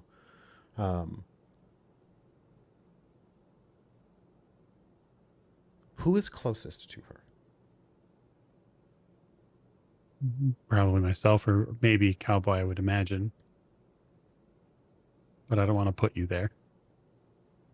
I mean, I could be sitting on the end of the couch, on the arm of the couch. So why don't both of you make me intuition or perception rolls, assuming you have both.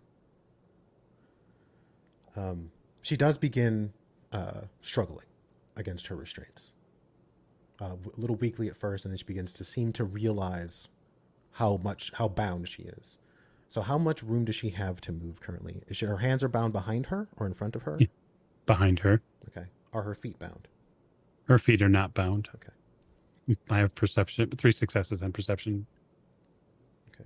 What do you got, Cowboy? No, I got 1. All right. What you notice, Cowboy, is that you can see her eyes watering. Saint, what you notice when she looks at you, when she looks and she darts around the room, after she blinks, her irises seem to blink again. Like there's a wink that seems to happen around her pupil. Okay, so she's got cyber eyes. Okay.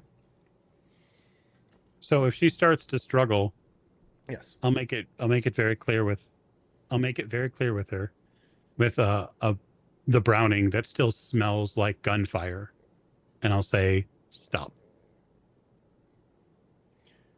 Want to make me an inspiration roll? Yeah, sure.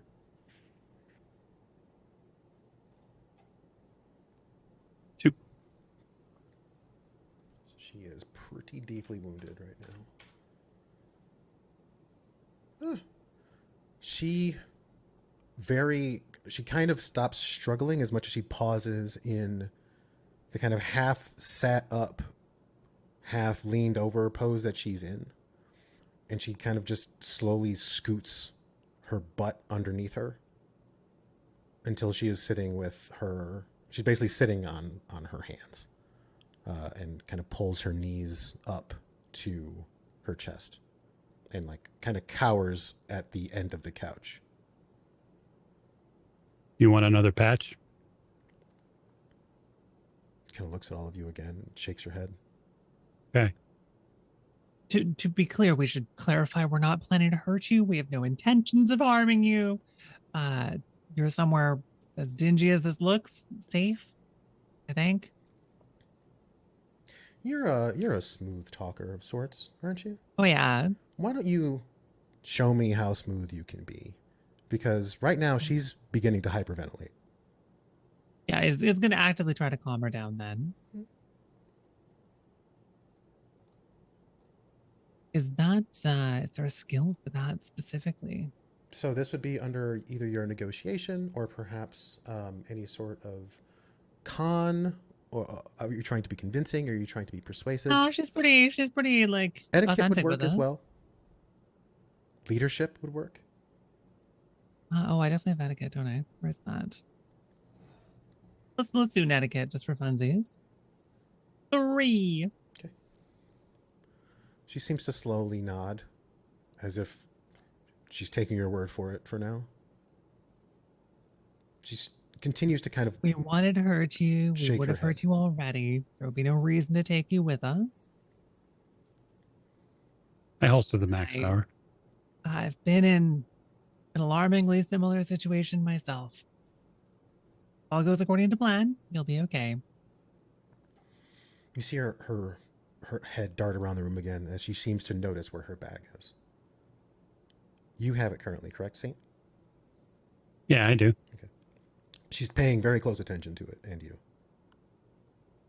We have an ad break coming in Okay. about a minute. Well, you know, Yeah. ad time. Actually, you know what, Bunny? Can you say it? You say it so well. Yes, please. What's your ad time thing? You have an ad time thing. You say. Oh, I mean, I use it as like a self-care check-in. But so are we doing hourly ads here on the Old Ways Twitch? I think so. Okay, so the way that works then is that we're banishing ads for another entire hour so that no one else, including the people here, have to see them for another entire hour by having to deal with them a little bit all at once.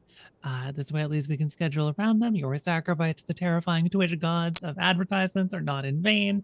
And we'll be right here waiting for you on the other end. How you choose to run this, if you want to like pause for them We can or hang out and talk just for. summarize or chat or Yeah. chill. We have subscribers that are not going to get hit with ads. We do have subscribers who will not get hit with Exactly. ads, so we can hang out with them. And it's another way to support the channel. So we will see you right after this ad.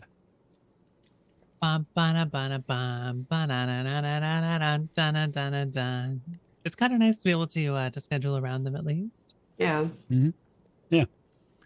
It's the first They time can we've. be run this. disruptive. Yeah. Well, now we Oh. know. We are paying homage to those Twitch gods. You must. You must. Also, I'm totally not seeing it, so hopefully they are appearing sometime soon. Oh yeah, I'm not seeing it either. Interesting. Is it telling you that they're running right? Yes. Oh, There they Wendy's! go! Oh my Go Ed, goodness. go! Go Never Ed, mind. go. Never mind. Capitalism has arrived. Capitalism. It's here. I to got stay. one ad. It's here. I got one ad for Wendy's. I was just like, a burger is real. Did you know? Oh my gosh. That's it. That's all I got. Which this No, is a back. Wendy's. Ma'am, I don't think there's a Wendy's within like 150 kilometers of me. I don't know why I'm being advertised. don't you wish there was a Wendy's here? That's what the ad's actually saying to you. Oh, maybe. Or that you can get it Like- delivered. How much is that, Right. DoorDash? Gonna Getting Uber a it. cold Wendy's delivered for $400. All right, we should be back in about 5 seconds. It arrives via drone. Mhm. Oh, I got So, mac and cheese. so hopefully you're all seeing us post ads. So thanks for sticking with us. And now back to your regularly scheduled Shadowrun. Back to interrogation. So again, Lucy Allen appears to be paying very close attention to the bag in your hands. Is everything still in it, or have you strewn? How have her belongings been treated at this point? Yeah, Is I everything on don't the think floor? that I would not have strewn her belongings about. I don't think that in his way, I don't think that Saint would have been disruptive to her things because she's not a target in that way, right? He's not trying to get anything from her. He doesn't really even want to be rude or mean to her per se. He just wants her to not try to fuck around on his dime. It's all about the job. And so the trank patches and the manacles were all, it's just part of the gig. He'll gesture to the deck. It's a decent piece of hardware. She just kind of blinks at you. No display link though. Paying attention to her, you can see her hat has slipped quite a bit on her head. It's moved around quite a bit. You can see that there's a data jack like tucked behind her right ear. Mm-hmm. And you see indication of some other cyber surgery scars, very light scarring. It looks like whoever did this was professional. It's not shoddy street work. The scarring is clean. It's arranged in such a way that it creates an interesting, pattern for her undercut. Nice. I take her hat and reach over and just sort of take the hat and put it to the side. Her eyes are enormous. She's absolutely like physically frozen solid and shaking. Do you need to use the bathroom? There's a pause. She looks around again. Where she sees the bathroom is what you think happens. Is she realizes where the bathroom is, and then there's a look of kind of resignment as she nods slowly. I turn to Cowboy. This one's yours, partner. I say in a really terrible, like, English. I like completely bastardize the word partner. Yeehaw. Yeehaw. Yeah. Giddy up, my guy. I grab her and I, kind of help her up. Okay, she stands up. All right. Listen, miss. No funny business? Okay? She nods. Or you might meet my friend, Philip right here.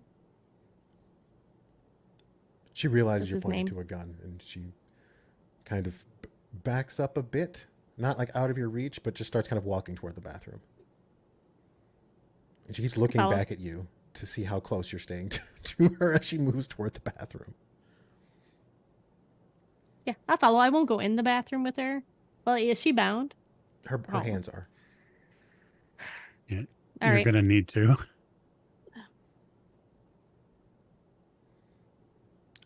When she It better turns be to worth look at it. you and kind of realizes her situation, you can see tears welling up in her eyes.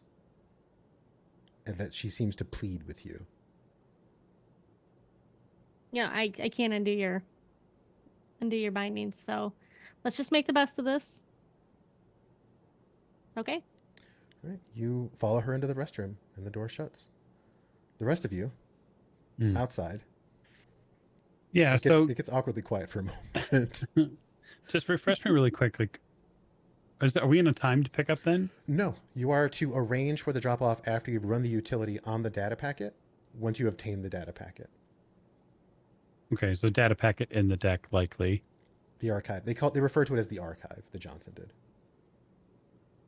I didn't see anything on her that might denote that she has some sort of internal memory storage, head deck. That'd be really hard to tell. There's no way to know, really. But she has an obvious I/O port for her data jack. If you've deduced that she has cyber eyes, she has everything necessary to operate as a cyber terminal. If there's likely not a deck in her head if she's carrying one, but who knows? Like, some pros are pro. Right. So. Okay, so I'll turn to Rusty and to Hollow Mercury and say, someone has to jack into this deck, and someone needs to upload this data packet into the archive. She likely knows this, and she likely doesn't want it to happen. Of course. Oh, How confident are you feeling, Rusty? I'm okay. I just having some moral internal issues, but that's fine. Moral internal issues are normal. Okay. Okay. I will help out however you need helping. I could try to do that. I do have a data jack. Oh yeah, that's a nice one. Thank you. I feel Little stickers all over it. confident about it. No, but I could certainly try. I believe in you. You got this. You got Very this. good. Just smack me around if it looks like I'm struggling. And then I don't have to plug my head into this thing. A flush disrupts the conversation. Nope. I vigorously am washing my hands in the bathroom. Do you have sanitizer in there? you emerge from the bathroom. Your, we'll say, extremely humbled associate in tow. As far as you can tell, she's not hiding anything in her athleisure wear, other than a relatively fit form. But other than that, she behaves herself. The process goes as smooth as it can with someone whose hands are bound behind their backs. You all Set her gently. Yep, I set her, gently on the couch, and go stand in a corner. Okay. She's staring at her feet now. That's a good place to look. What was that look, Saint? This isn't complex. This isn't difficult. Let's get on with it. We have a payday to make. Sorry, okay. I'll do the thing. Yes, you do the got thing. this. I'm gonna do the thing. I fully believe in you. Mercury's Okay. gonna go eat like a little bag of chips. Oh gosh. So you have your own. You probably have more than a couple data jack cables laying around or on you. Oh, absolutely. I mean, this is stuff that she used to do for work. Yeah, the port is universal. You're doing it. She doesn't want to. You are correct. I'm still gonna do this. I Stop plugging your own brain into a weird, mysterious nonsense. Can I ask her? Actually, yeah. Let me ask Lucy really quickly, very closely, just so nobody else tries to hear. Like, look, is this gonna mess me up? Because I don't want to get messed up. I haven't hurt you, by the way. So when she looks up at you under kind of her hooded eyes, you can see like her eyes are. They're not bloodshot. They're eerily white. Given how strained you can see her eye sockets and lids, and like it's red and agitated. And when she looks up at you, kind of past her eyelashes, she doesn't really seem to acknowledge your question as much as she just puts her head back down. Oh. And you see like a deep sigh just kind of escape her body as she kind of softens. Rusty, she's gagged. She can't tell you anything. Well, she could nod. Okay, that's fine. Okay, I will do the thing. Okay. I pat her on the shoulder. As you like go to touch her, she kind of recoils, and you see her ball herself sorry. up and kind of crawl again to the side of the couch where she Oh gosh, puts I'm her sorry. back to you all. Okay. You take the data jack. Uh-huh. And you slot it. Your neural interface immediately identifies the boot sequence. You see a Renraku operating system logo appear kind of in your vision in your mind's eye. The immediate response to the machine is that it is alien to you. This is an alien environment. The way that the system is constructed is highly proprietary. It also likely requires proprietary interface. So you're already you're seeing lines and lines and lines of incompatibility errors that you're going to see when you're using something that isn't designed for you or for your hardware.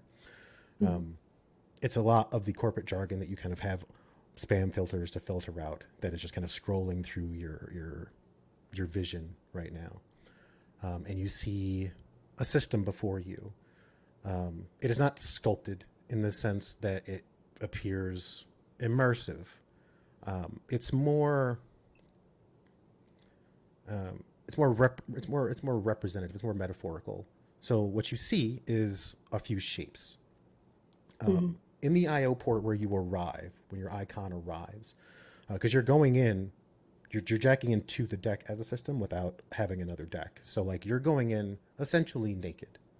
Like you're using at this point your synapses, you're going in essentially hot to this particular system.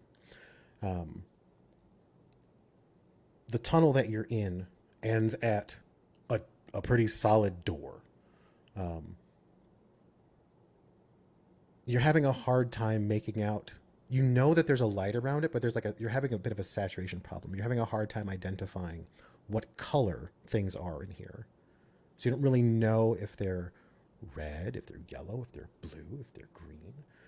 This place is definitely secure, but you don't know how secure. But you're relatively certain that beyond that door is likely access to the rest of the system. So whatever pass key you require is going to have to go there. Okay. Gotcha.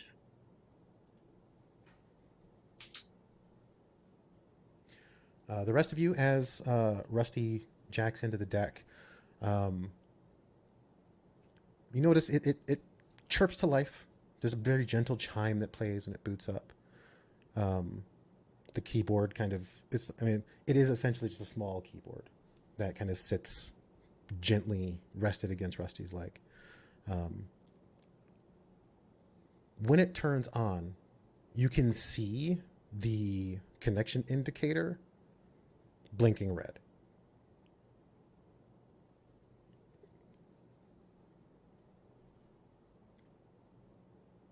So tell me, Rusty, what is your plan here? Are you going to try to break in?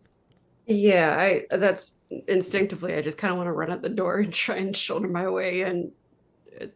Okay. So jacking in naked basically means that you're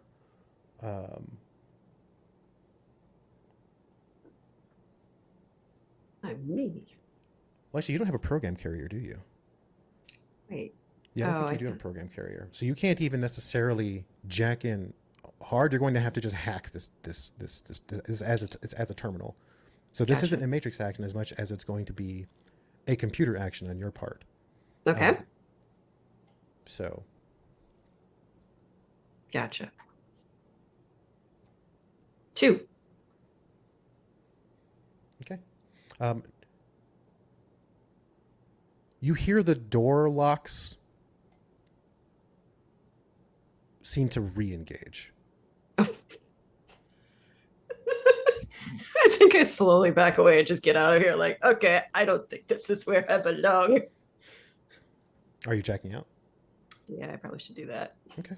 Rusty slides the data jack out. I don't think I'm good for this. Oh, sorry. give it a go. I don't have a. There's like a door that's locked with a system, I think, behind it, and we need a pass key to get into it. I tried to force my way. We just ask her. Oh no! Oh, that way. Okay. Well, Okay, is that connection blinking still blinking, or is it stopped blinking? It is solid red right now. Can we be tracked through this thing? So let's take a beat for a moment and talk about 2054. It's important. It's important because The reason it's Yeah. important is because the technology in 2054 is in a lot of ways more archaic than what we have now in the real world. Okay. So as far as the matrix is concerned, the matrix is wired, right? Like everything is interconnected through cables and tunnels. So you plug it into a deck that is not on the matrix currently. It's sitting there offline. If there were alarms that were to fire, they are waiting for a matrix connection to send themselves out if that were the case. You don't see any sort of wireless adaptation on this thing. So you're relatively certain that whatever is happening locally. Now, that doesn't mean that it won't lock you out or do horrible things to your brain. You don't really know what the security mechanisms are. What you do know is that it doesn't seem to like you.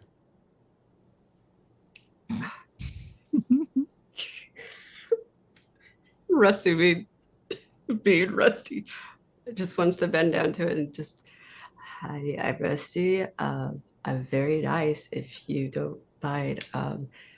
I like cars. Oh, fine. Hollow's gonna plug herself into the thing. Okay.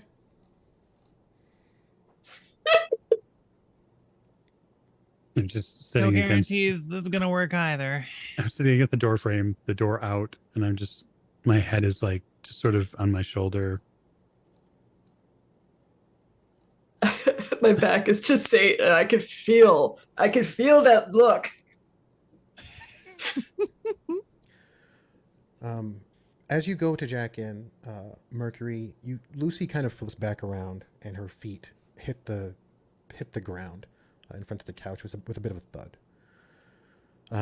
She taps her foot and seems to motion toward you with her face, with her jaw. She kind of strains at this gag. Towards me? Yeah. Oh, we should see what she has to say. Okay. Pretty normal for people to scream here, so. But please don't do it. I have sensitive hearing. You're still slightly recovering from the fully automatic gunfire in the car. What? What? You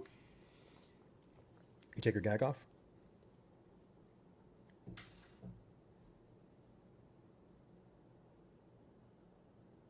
I mean, Mercury's not touching it, but someone else would. Okay. I've already done that. It is somebody else's turn. You didn't take your gag off to go to the bathroom.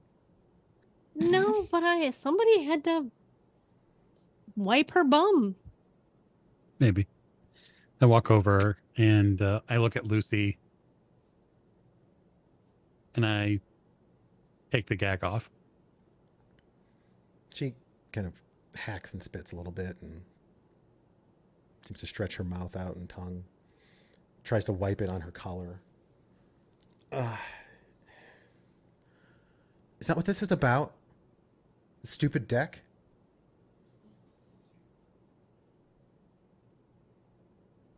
Oh my God, Probably. you're after that file, aren't you? Oh, this is What file do you think we're after? the reason I quit. Or, well, the reason I left. The reason I was incentivized to leave. You're not going to find it on there. Where Why are we wouldn't going we to find find it? it on here? Because I've already sold it. It's bad news.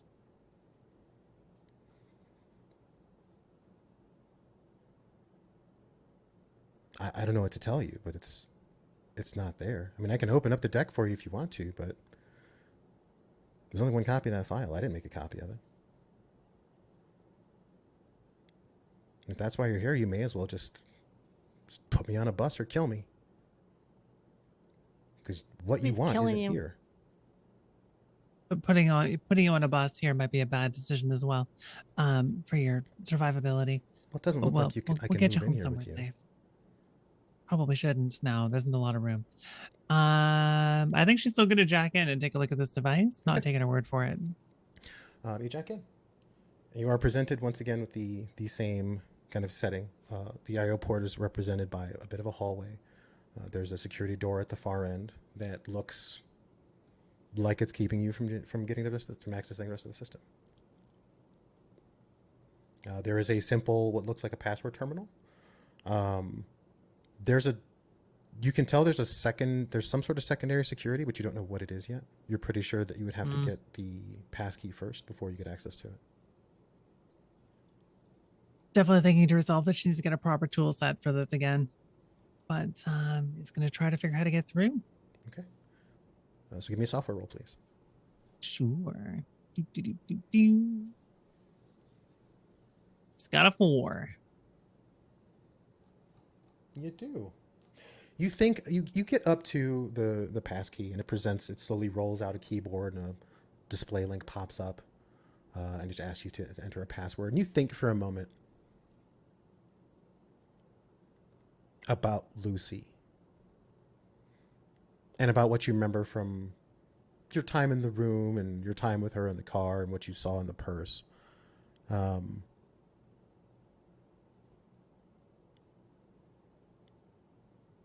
you think about what she was wearing. She's very, you would consider brand aware. She's not expensive, right? She's not pricey, but she's consistent. Okay, off-brand Lululemon. It's La La Lime. Huh. Which is what you type in. Which it accepts your password at that point. And the terminal kind of drops back behind the door. And then something really weird happens. A port kind of opens in the door, and what can only be described as a harpoon flies out of it and jams itself in your eye. It doesn't hurt. Oh, great. But as soon as it does, you realize what it's doing. It's checking the serial number on your data jack, like your internal hardware settings. It's trying to read the firmware in what's installed in your body. Well, it's very rude of it. It's not communicating with anything from here anyways, so see what it does. Yeah, it at some point it stops and throws an error, and it says unregistered user.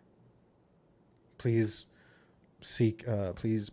reach out to human resources and have an appointment scheduled. Blah, blah, blah. Let's see what code it was actually looking for and fake it. Just going to change my MAC address. Okay, make me a hardware roll.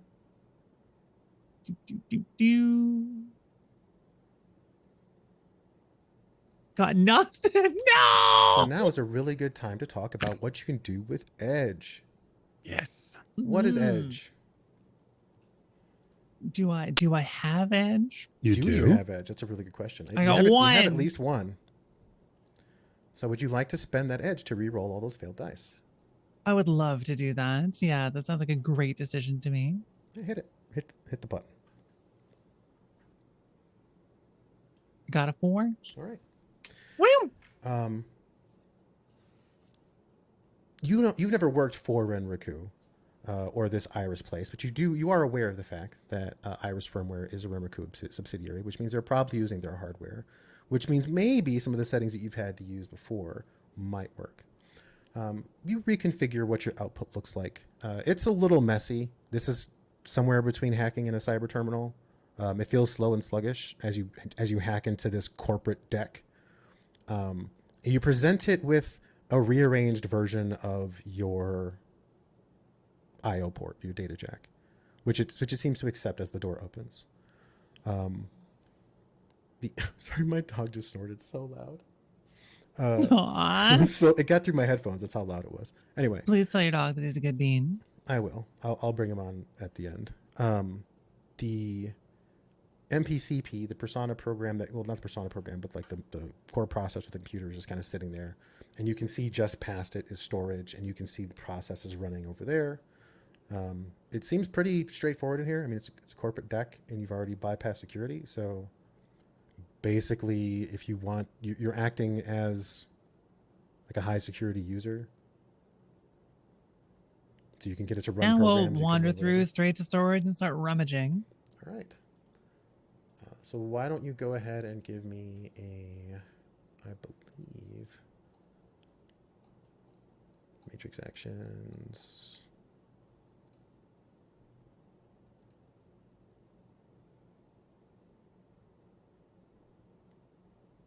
I'm just imagining. This can either be a, so you're searching, right? You're looking for this Mhm. archive. All right. This is a computer plus intuition. It's a data processing test. So you wander into the archive and you start browsing. My computer plus intuition.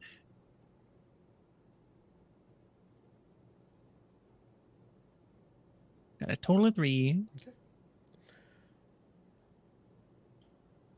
The only encrypted archive you find is almost pretty obviously the pay data.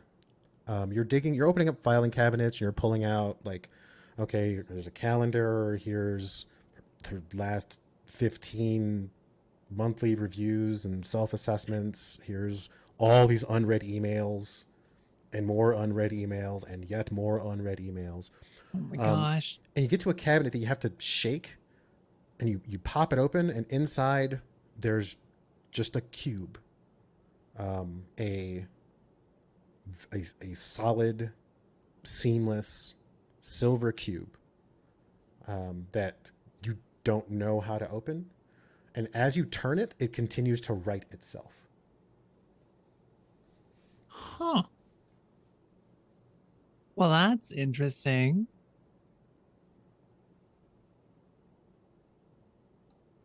It's about, well, it's not even about, it is exactly 9 megapulses of data. It's a pretty big file. That's a good chunk. That's a very chunky file. She does have a like her own internal data log. Is that gonna fit? She can throw it in there. How Put much? it in her own How big is brain. it? I don't know. It's a standard grade. I'll see if I can look that Do up. you have internal memory? Oh, you know what? Maybe I don't. I only have the log. Hang on. Let me check. Okay. Special data deck swapper with curious wise it's walking data save. Let's go device rating, go to on rating. State of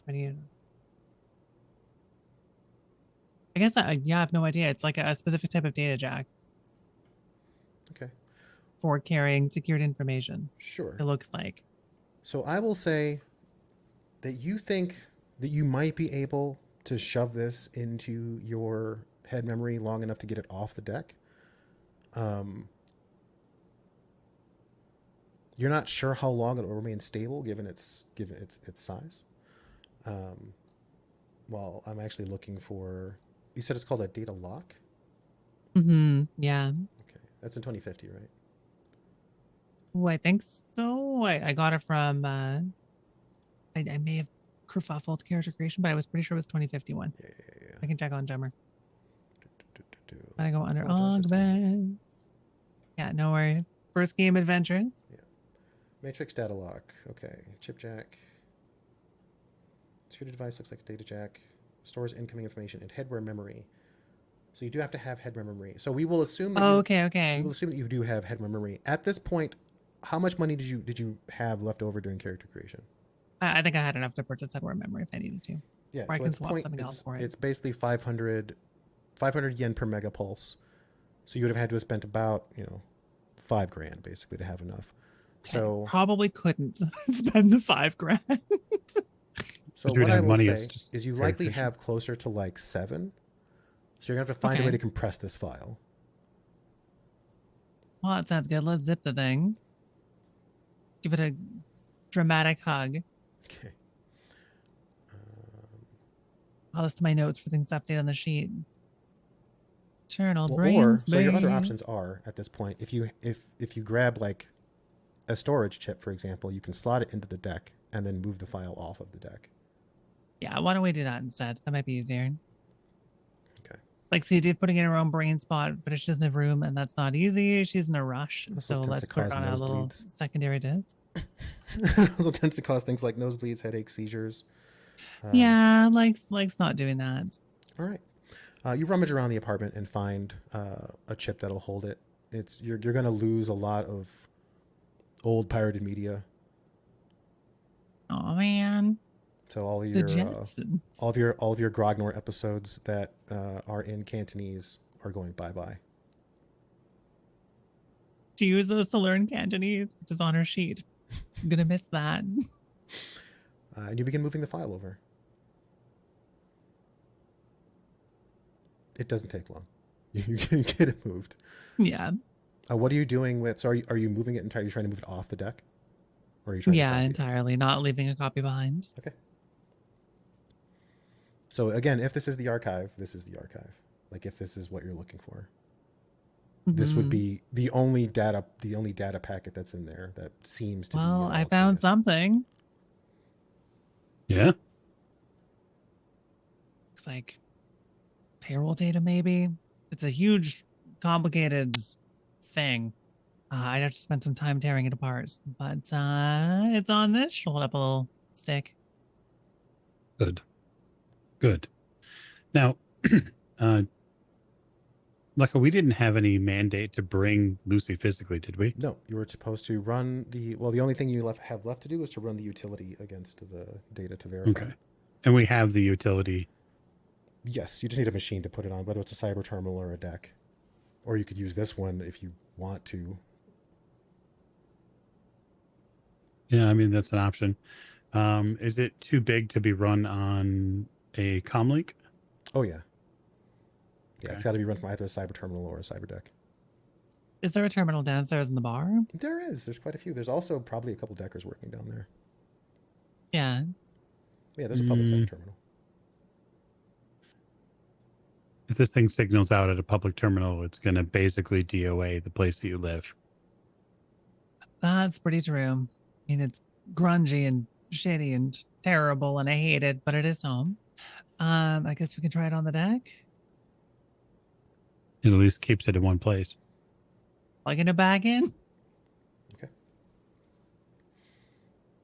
Fiddle with the USB direction for a little bit. Put it in. So are you trying to run the utility on the deck now? Yeah. All right. So this is going to be PCP simple action.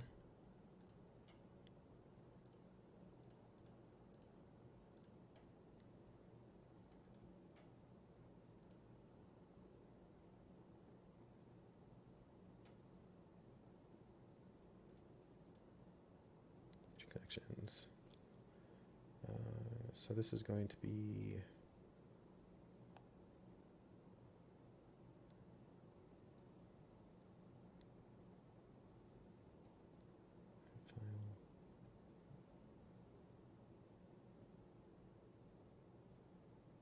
Yeah, we'll run this as a matrix perception test. So you can run. This will be computer plus the program, so computer plus 4 for you. Okay, so how do I do that in the sheet here? Is it still computer with logic and then plus 4d6? Yeah. Or guess I'll do this and then I'll roll 4d6. 4d6. Bam.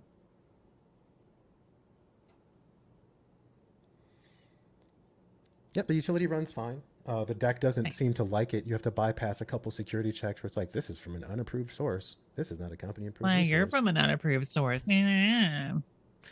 You run the utility against the packet. It returns false. This definitely is not. If this utility is to be believed, this is not the data that you're here for. Oh. Well, frag it. She might have been telling the truth. This is something else. We should find out what it is. She bolts as soon as you say that. She bolts where? Well, that's the question that's going to happen. She's going to get up and try to run. So she gets up and tries to bolt, basically like for the door. She's not a window jumper. But yeah, she's trying to make it to the door, which is just a simple door. It's not like it's an airlock. Right, but I'm in front of said door. Right. So are you you're going to have to intercept her physically, Yes. right? So is your plan to tackle, to slide, to grab, to arm bar, to clothesline? Yeah. I mean, I consider Lucy. I still consider Lucy an innocent. So like, I wouldn't want to do active harm to her, but she can't just go running. I kind of like the idea of perhaps assisting her energy forward and redirecting it just slightly to say a nearby chair, or perhaps a common stack of pizza boxes. Maybe I don't know. I don't want to presuppose things about Mercury's place, but Oh, take out boxes for sure. They're all neatly organized, but there's definitely like a particularly well kept pile of empty takeout containers. okay. Very good. Roll unarmed. She is going to roll gymnastics. That is her plan. I'm thinking I might roll edge. Okay, go for it. So when I roll edge, it just gives me an attribute. Huh, interesting. Just go ahead and roll that many dice over, or just hit the button again. What was it, the failed dice, right? Because that was, how many dice is that? For me, It looks like 2 + 5, 7 dice. Yeah. So roll 4 dice. okay. We'll figure that out offline. Oh, hang on a second. Can I try something? Yeah, go ahead. So let me try to do this way. So the edge slider at the top. Ah, okay. So that'd be So- 2 more. So 5 total. So 5 total, yeah. All right, here she goes. See if all them Pilates paid off. Nope. She's brave. You'll give her that. She leaves the ground and tries to dive past you to get to the door. You catch her in the air and kind of pirouette a bit and toss her ass over tea kettle into a chair. So she's upside down when she lands.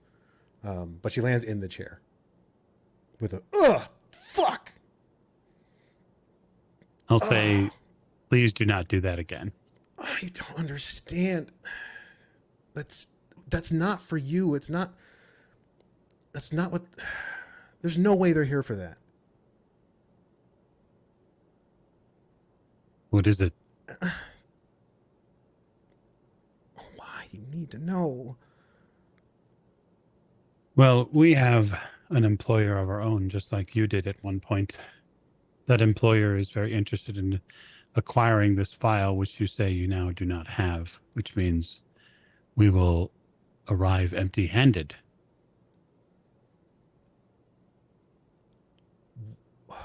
What if I told you who I gave it to?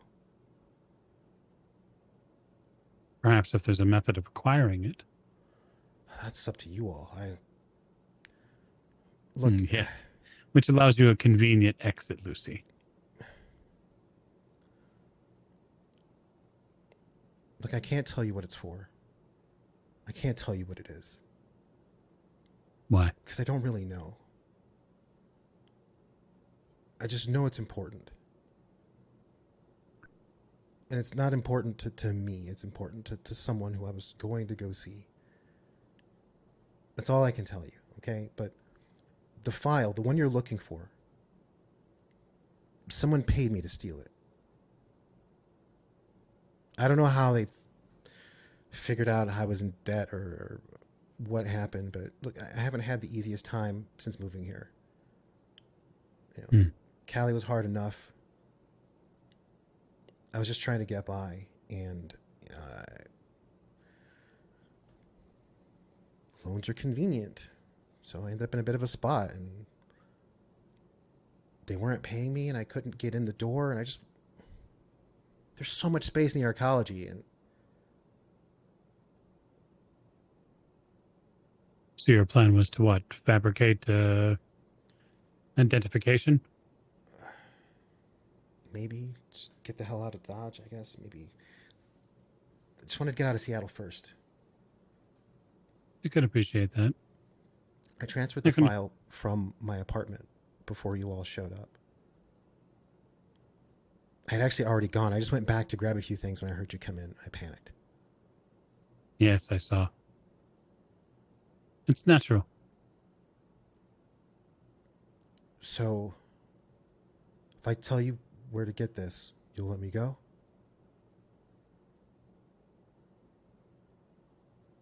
I don't know. Come on. How many pictures of your of the team here have you taken with your cyber eyes? I don't know. It's on auto. I'm on autopilot. I take pictures of all sorts of stuff. Well, you're going to erase them. Well, I can't do it with no hands. Well, good. You gonna jack me my own deck and force me to delete them? I could. I'd like to do things the nice way, though. You seem like someone who's just down on their luck. She kind of rights herself back in the chair. Who did you send the file to? Look, I need to know. I need some sort of reassurance, man. You're in Redmond. Do you know what kind of reassurances people around here give? Tell us I don't who care. has They're the not file. bound to this couch. I don't even know who you people are. I do. You don't want to know who we are. We're pretty boring, to be honest. I mean, except Cowboy. I'm gonna say, speak for yourself. I have no interest in harming you, Lucy.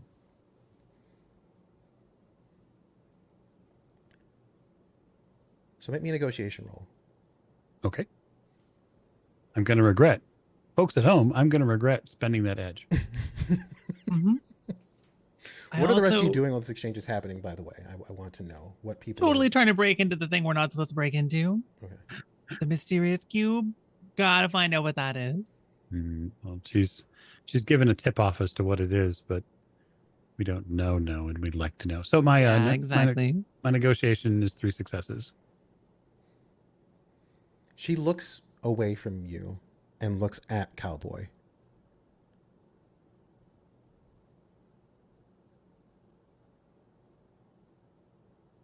I look right back at her. Ma'am.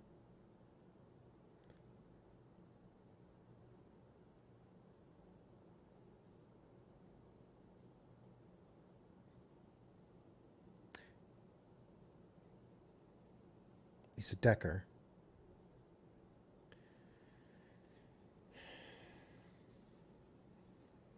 Deckard works out of a bar called the Grim Reapers. I don't know his name. I know he's an orc. I know what he looks like. We didn't chat a whole lot.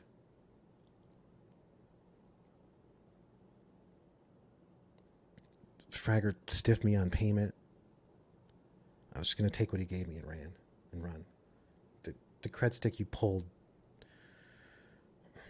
he fudged with it somehow. It read $5,000 when I got it from him.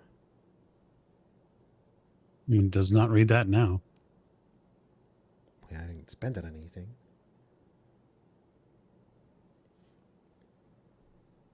That's all I can tell. I can show you a picture of him, and some orc decker hangs out at the Grim Reapers. That's where I met him.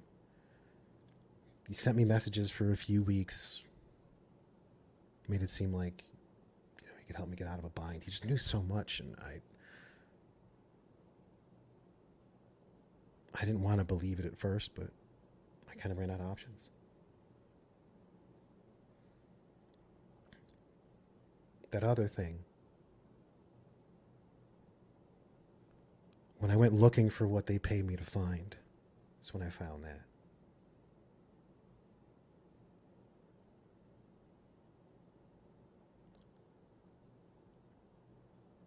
And after I did, It's going to sound so weird. Someone visited me in my dreams.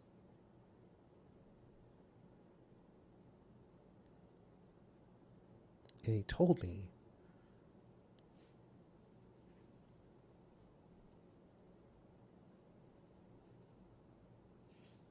that they were doing horrible things to people. And that is the proof. I don't know who they are, but I have my suspicions.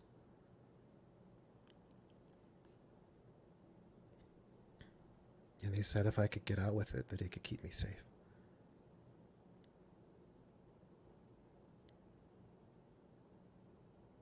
Everything else was going wrong.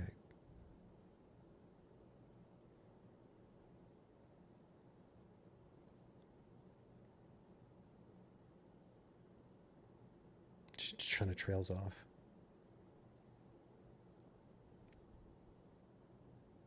So frag him. Do whatever you're going to do to him. I'll wait here if I have to. Just give me some food. The food smells really good downstairs. Oh, it's not. But there's a reason I get takeout. Did you think that we would leave you here?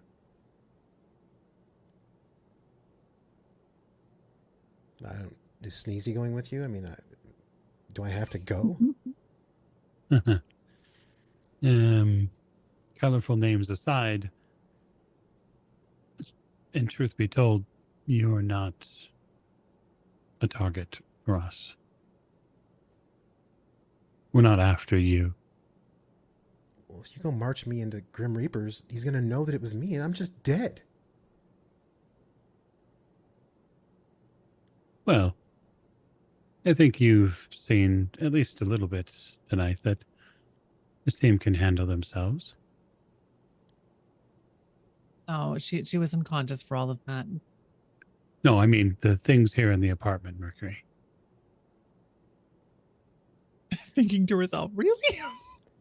You missed the flaming car, Lucy. You slept through that one. I think it's best that you come up with us to the bar.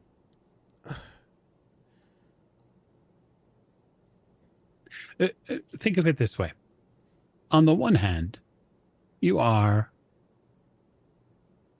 at this point, a loose end for 4 people who occasionally engage in quasi-legal activities. You've also taken pictures of these people. That does not make me feel safe.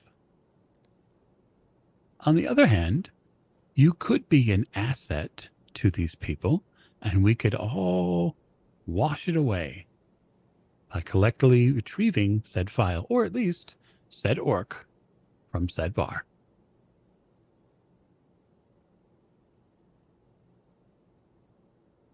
And you seem pretty talented anyway. You don't really have a future hemmed out now. So allow me to make you a business proposal. You help us retrieve the file. I'll pay you 5,000 Nuyen. We get the file. You walk away. You start your new life.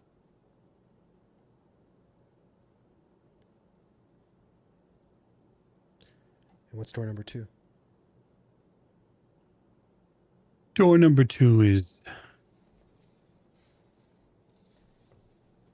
you likely get another drink patch. We have to purposely take the data from your cyber eyes to ensure our anonymity. You likely end up someplace safe, but with an uncertain future and certainly no money. She looks at the rest of you.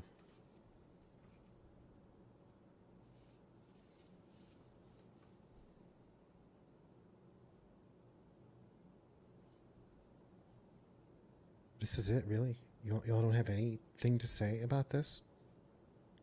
you just. I mean, go into I like people's- the options because we're not shooting you in the face. I'm not a big fan of doing that. And honestly, I think that the Saints being pretty generous right now, if I were to be honest on this one, like you're getting paid for being kidnapped. I never got paid for being kidnapped. You're living the lap of luxury over there, really. Yeah, no, I would. I do have some concerns about your safety if we walk into the bar. That does feel concerning to me. I'm someone invested in your well-being. Wouldn't have bothered kidnapping you otherwise. Put in all that effort, so you got to stay intact. Yeah. Why? What else do you want us to say? Should I tell you not to do it? Should I tell you to die horribly or run? I mean, if you're trying to run, we can probably help you on that one. But long-term running, short-term running, don't trip on the stairs. All right, so take option 1 and let's go get something to eat because I am famished. Yeah, they use pheromones to make the smell of really good food downstairs. I promise it is abysmal. Fine, That just man take the has fucking never seen a bindings off. kitchen in his life. I can't feel my hands. I'll get close to Lucy and say, we have an agreement. What the fuck is your name? You can call me Saint. She laughs. It starts kind of reserved and kind of almost like trying to hide a burp. And you watch her face kind of contort, and you watch her eyes clench as she just laughs openly, like a full-on, full-throated belly laugh. She begins crying. Like tears kind of roll down her face for a moment as she catches her breath.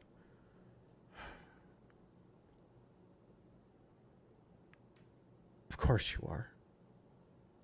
And she shows you her butt. Where I her take hands out are my tied. cougar fine blade. Pull out a machete. Just It's a a long small one, knife. man. That's not a knife. Right. I caught her binding. Yeah, you slice it open. Oh, God.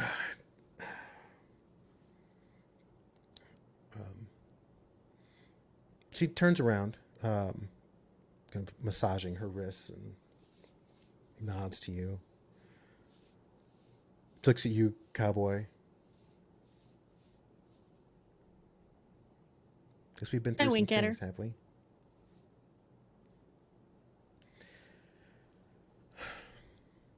All right, I guess let's go find us an orc. The pictures. Oh, right. She just kind of seemingly casually just reaches for her deck and like picks it up. There's still a cable hanging from it, right? Oh yeah, like Mercury is still attached to it, attempting to open the nefarious archive thing. Oh, are you attempting to decrypt it? Oh, 100%. Yeah, Oh, you no, need to make me a this might be decrypt corporate action then. leverage. Even if she's the only one that knows, she wants to know. Oh, absolutely. This is totally something that you can do. Yeah, absolutely. She'll try to put it back together again afterwards, maybe.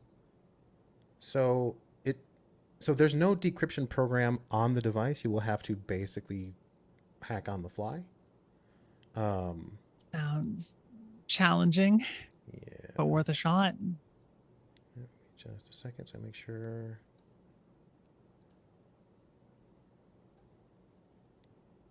Really got to go shopping for programs. Yeah. So we're going to try to crack file. This will be a complex action. And it will be, I believe is it hacking? I do have hacking, Yep, technically. I believe it's hacking and logic for you. It's not going to be great. 1. So when Lucy picks up the deck,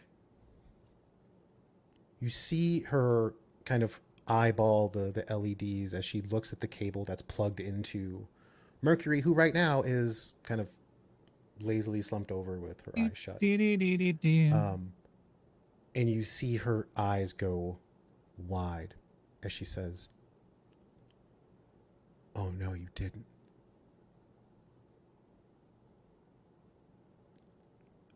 As you start to kind of pick apart this, you weave what you think is the right tool for decrypting this particular little packet. And you manage to shove a couple of what would be pins and pliers into this ever-moving widget. And you feel like you get them into position. You start turning pieces of this cube around and getting them to stick into place.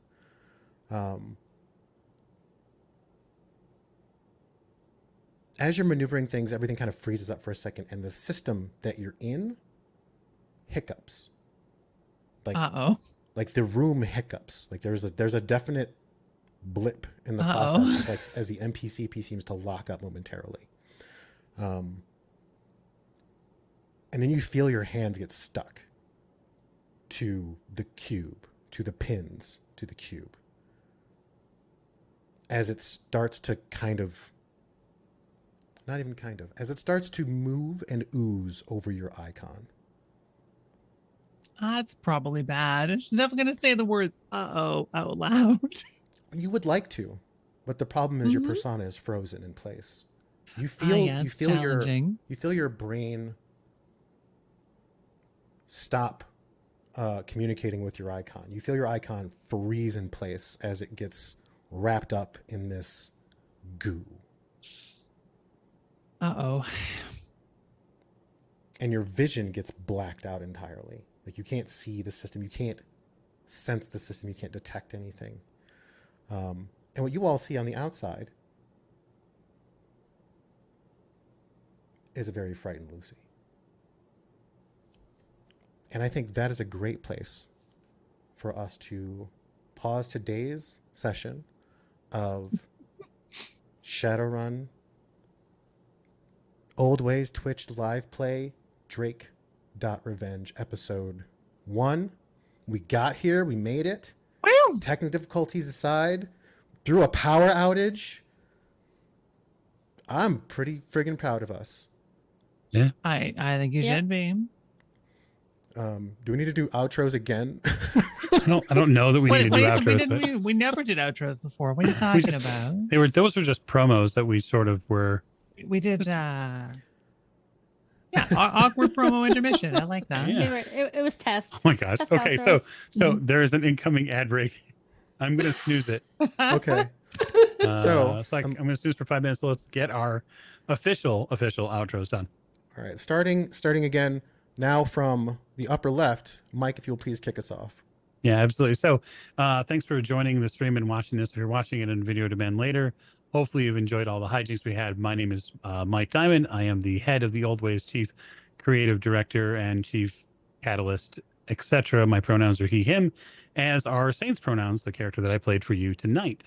Come check us out on the Old Ways. Now, a large portion of the show is a podcast, and that is always available to you on Spotify, on Apple Podcasts. You can check us out on Patreon. That's patreon.com/the Old Ways Podcast. We're on YouTube as well, where all of our episodes get auto uploaded. So you will see all sorts of the podcast stuff. 660 plus episodes of it are on YouTube. So come and join us. I want to thank all of the players tonight who are fantastic. I can't wait to get back and in the saddle here, as Cowboy would say, and see what happens next. All right. Thank you, Mike. Thanks again for rejoining us. We are glad that you were able to join us after your outage. Glad everything worked after that. Pesto? Hi, I am Pesto Mystic, and I was playing Rusty, put as a she, her, and I am the driver with allergy problems. And thank you all so much for joining us tonight. Oh my gosh, that was so much fun. And I'm a little dazed from that cliffhanger. Oh man, I'm worried. But yeah, I can't wait to see you all in the next episode. Thank you for that, Pesto. Morgan, how you doing? All right, I get a second chance at this. Woo! I'm Morgan. I play Cowboy. Our pronouns are she, her. You can find me on the Old Ways Podcast Discord usually. Come and say hey.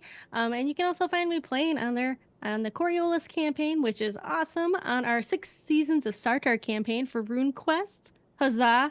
And on the Masculine or Authotep campaign, which is over, but there's so many episodes for you to come listen to. Please do so. And yeah, this was awesome. This was my first time live streaming. I had so much fun. Can't wait to come back in a couple weeks. And we were glad that you were here. Bunny, what's going on over there?